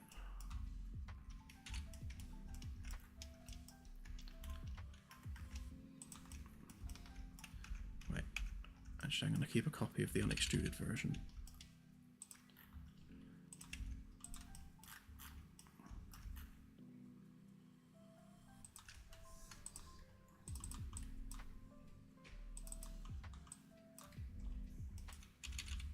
Right, I'm going to keep that up there so I don't have to keep undoing it. Right.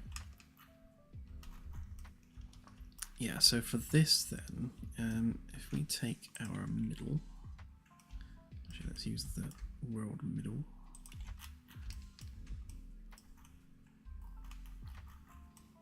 Up to there. And we come across 415, which is approximately where our middle was.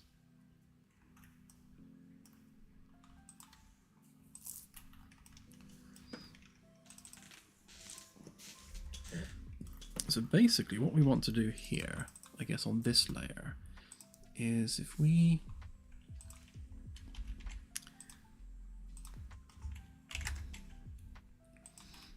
do something like that,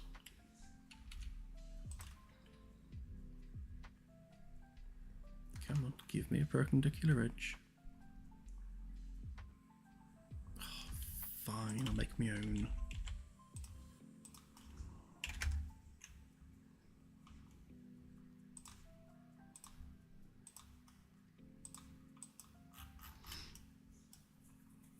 Right, and then obviously that's pointing down at the middle.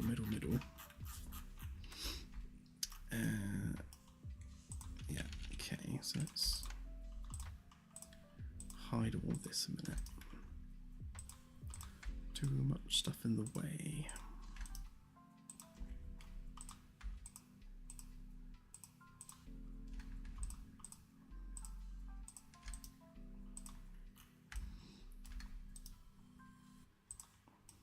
Right.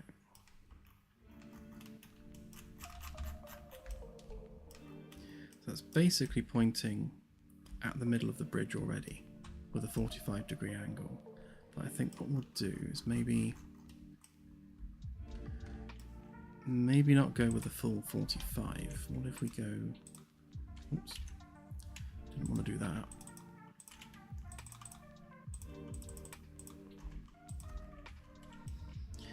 What if we go with...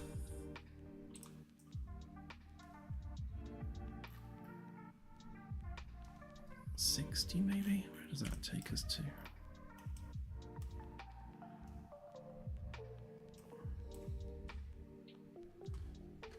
Right, so it's 50 to the direct middle.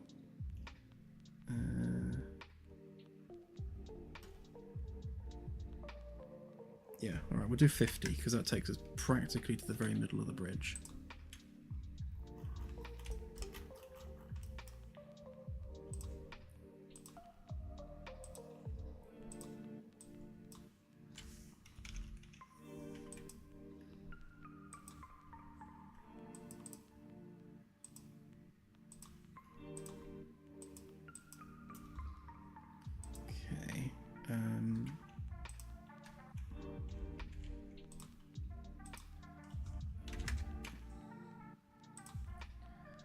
So if that, let's say 10 to there.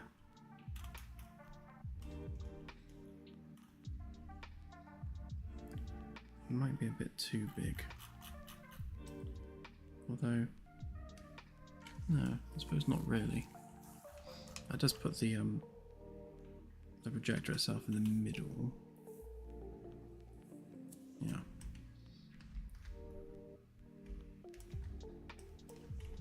I'm just going to keep mumbling to myself while I do this, sorry.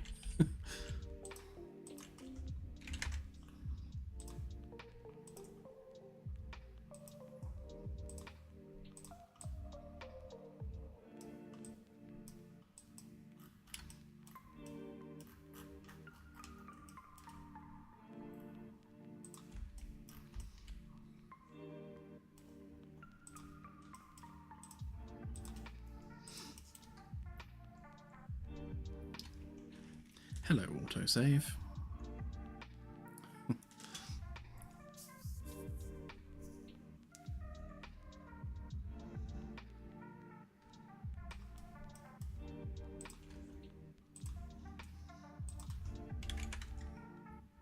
Alright, so we'll go with something relatively shallow there. And then something a bit bigger on this side.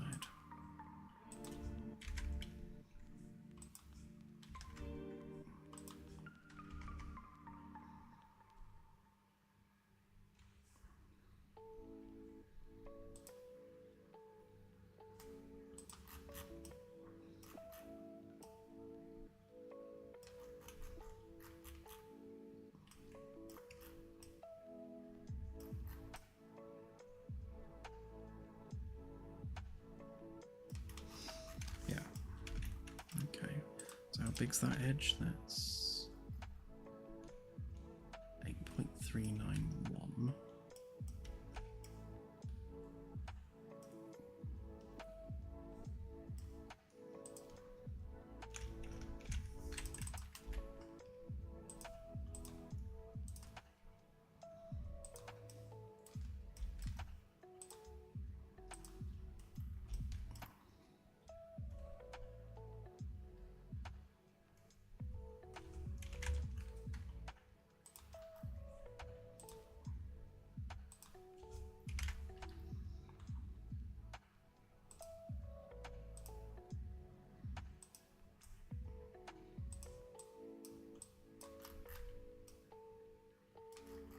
Yes, I really, really like Bezier curves, in case anyone's wondering.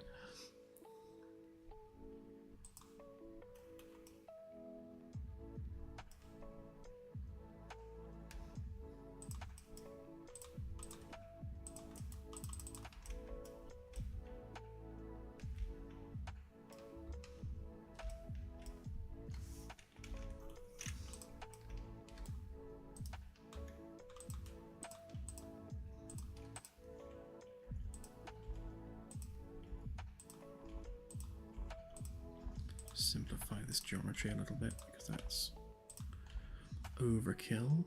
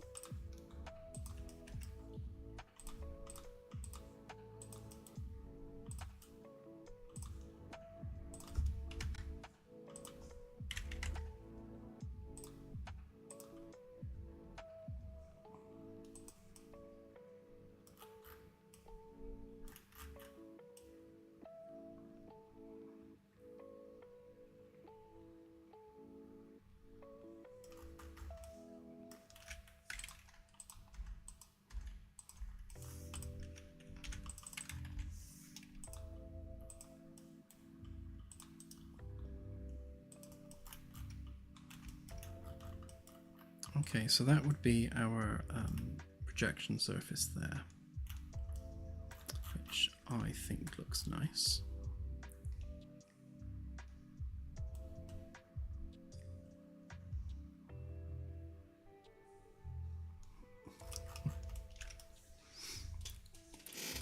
Bezier curves make me happy. Everything just looks better if you use a Bezier curve. I don't know why. They just work. I like them.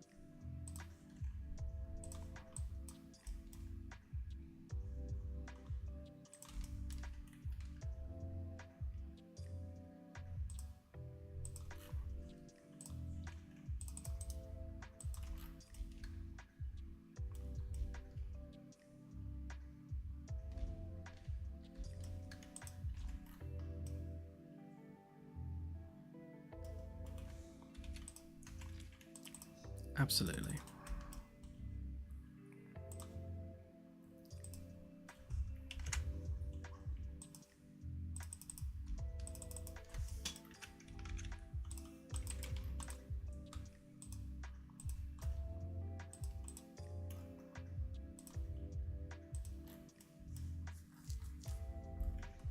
I think it might be nice here to have that overhang, so maybe if we go like 5.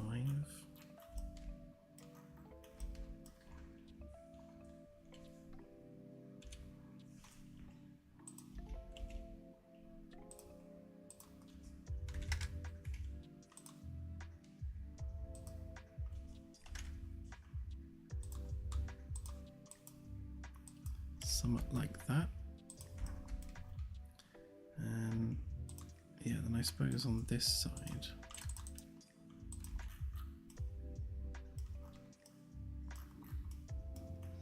if we're putting the lamp there, definitely need space for it on this side, so we'll move that bit in a bit.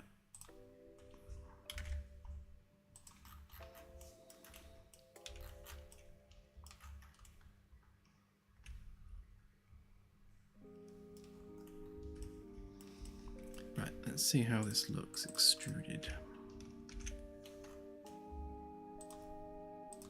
So that bit can stay just as is.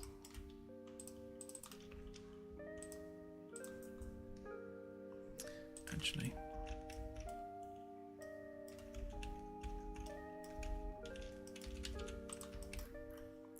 let's make a copy of this as well before I extrude it.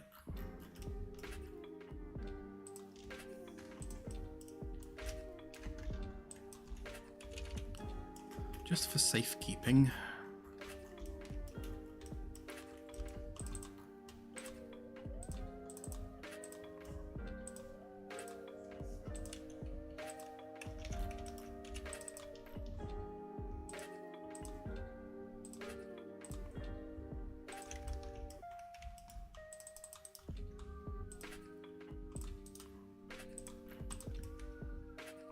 So that gives us our projection surface there. And obviously we have to pull that in at the edges because there's going to be a gap.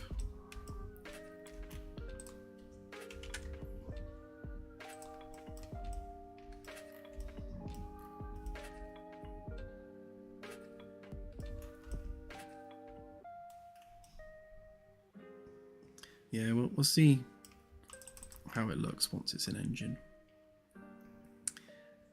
Let's just see how well it does that. Oh, yeah, we're good with that.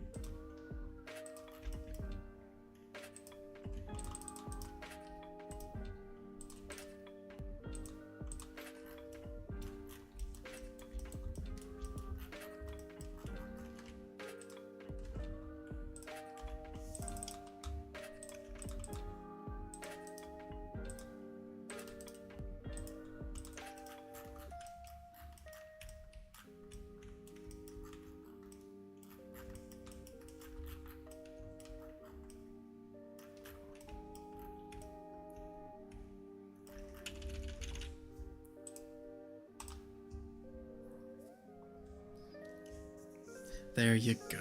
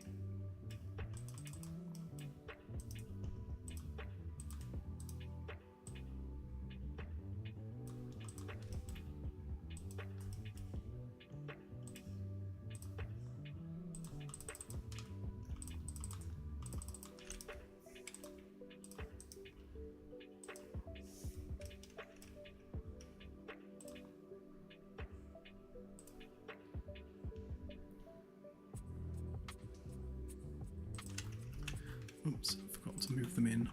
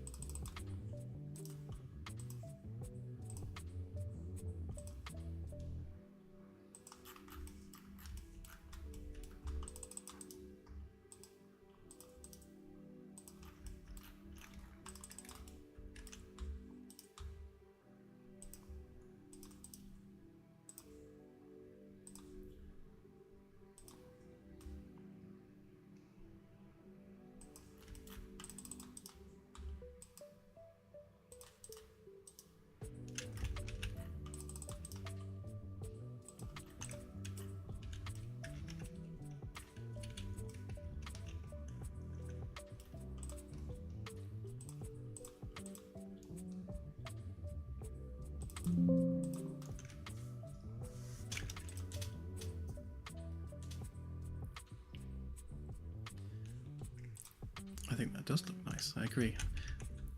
And it's less kind of spotty than this one, which is nice.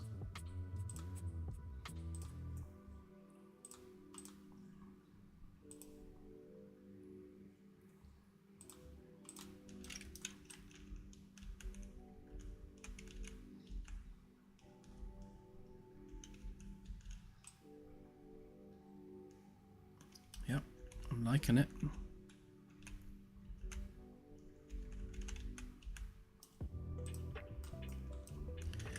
I'd say the only thing I would potentially change is make it wider.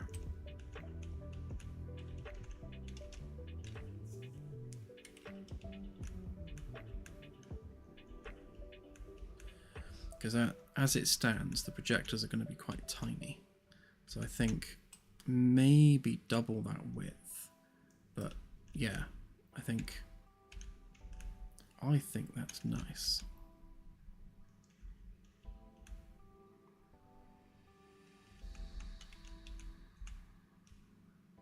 It gives the ceiling a lot more flow and texture as well, which I like.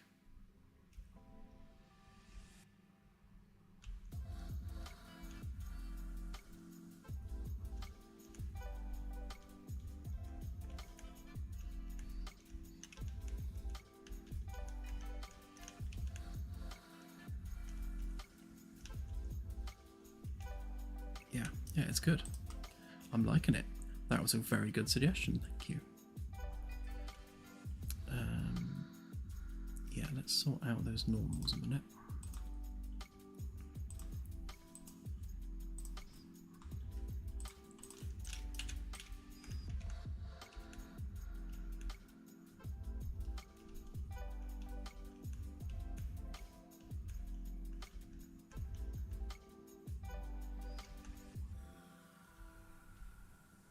Yeah, it really breaks up that expanse of white, which I like as well.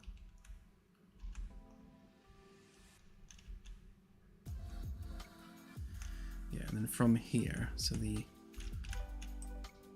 angle of facing is right towards the middle, which is good.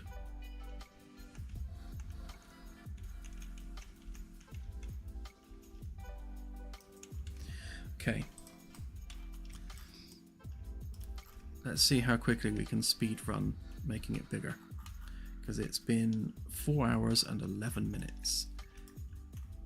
So we're technically overrun now, but I reckon that we can make this even nicer.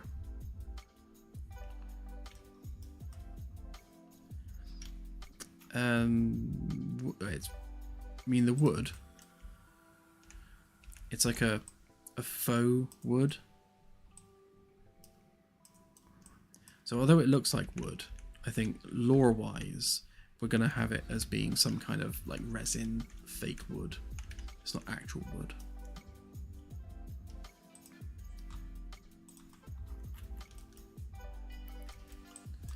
Right, so I reckon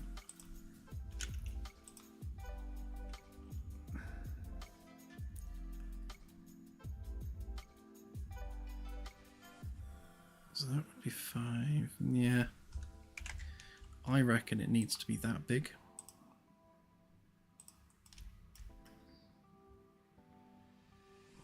And the only reason not to make it real wood is, I guess, just the environmental factor of it. It's like, we don't need to make it real wood, especially.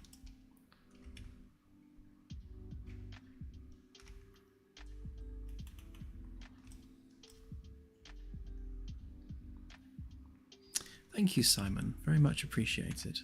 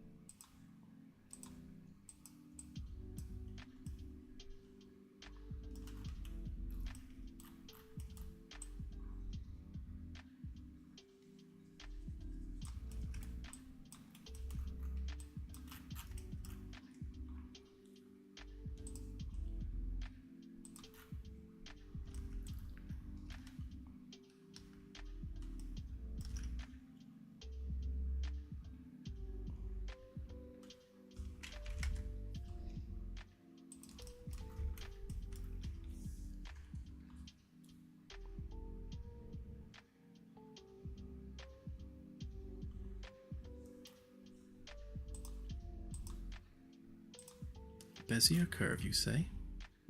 Well, hell yes.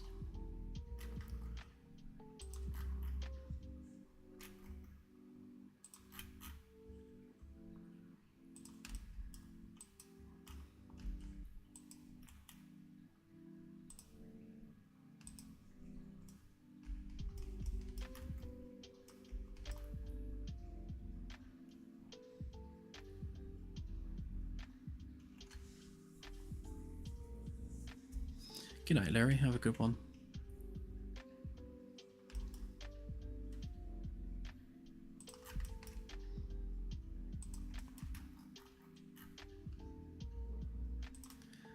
Come on, SketchUp, don't mess up now.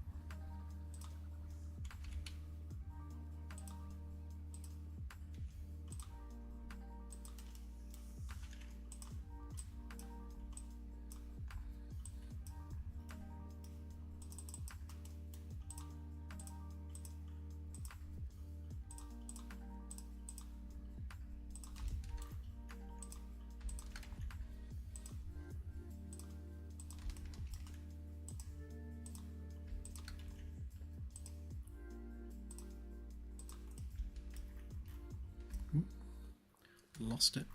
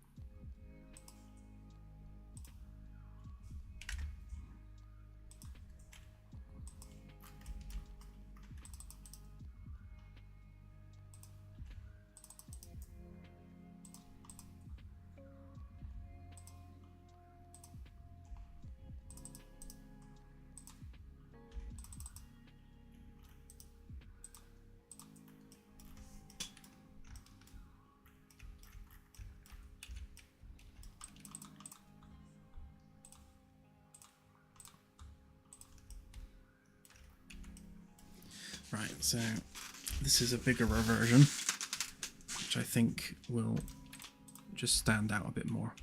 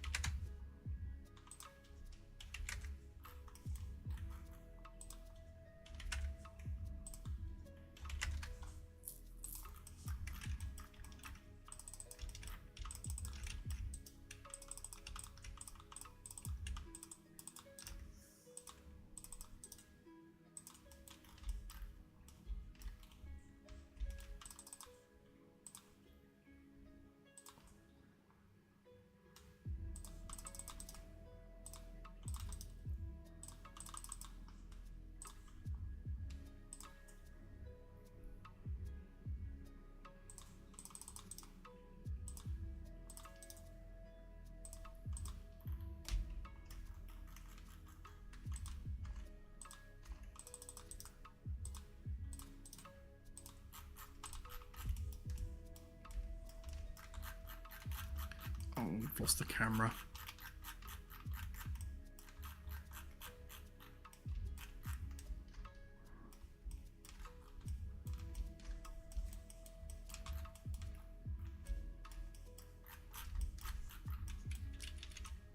Right, there we go. That's the thicker version.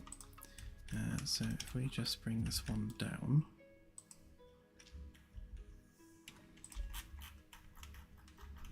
And replace that one.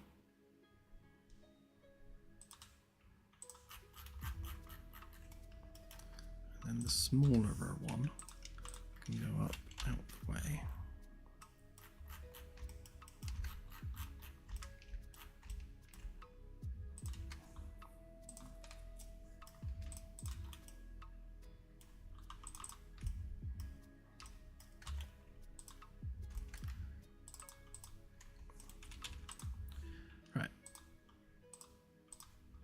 Let's see how this one looks. It only took an extra 10 minutes? Yeah, about 10 minutes. Right, so re-import that, save that. Yeah, definitely prefer that.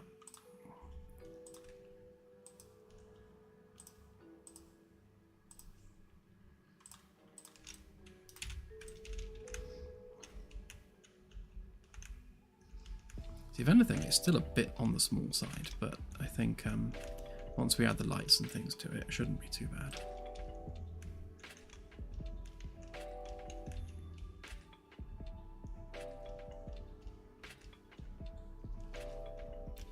But yeah, I like. So what I'll do is I'll embed the projectors into the wooden edge there. And then we'll have some kind of beam projecting down, like a really faint, a faint effect. So, like how you've got sunbeams shining in through the windows, we can use the same volumetric for that. So if we have like a little spotlight, where are the spotlights? Lights, spotlight.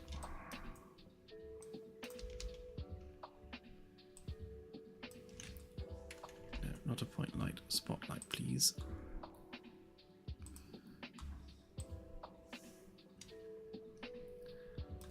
And then we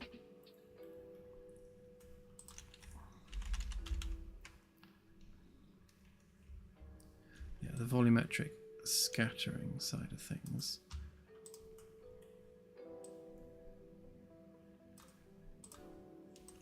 You can see there that so that light is now casting some volumetric scattering. So if we had that up here,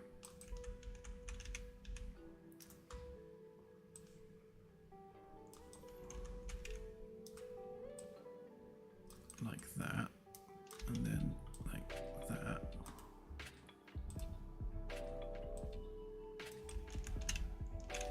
So we could have the hollow projector lights just casting like a little subtle thing like that, which could look quite nice.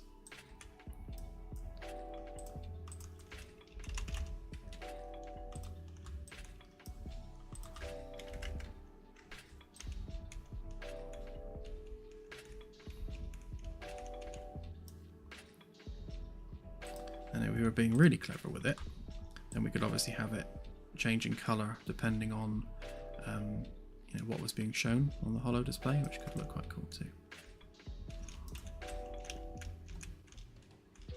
Yeah, I think having those lights shining on the holo display like that would look very cool.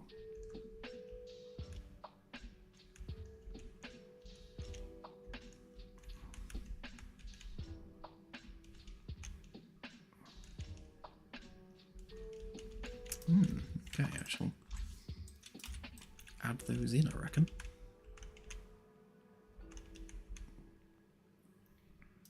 Well, okay, we're half an hour over, so I'll definitely call it there.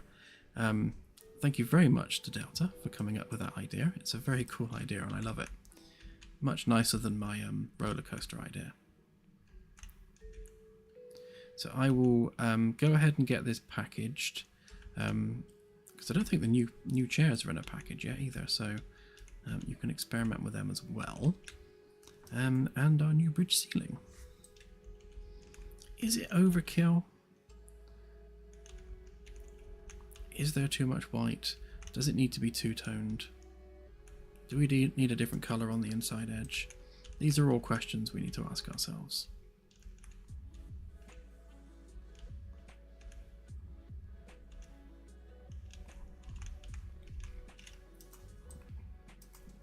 So yes, I'll go ahead and get that built and then put it out as a build. So thank you ever so much everyone for sticking with it for the past 4.5 hours. And yeah, I shall see you on Sunday stream, where we will have some more Sunday Funday shenanigans.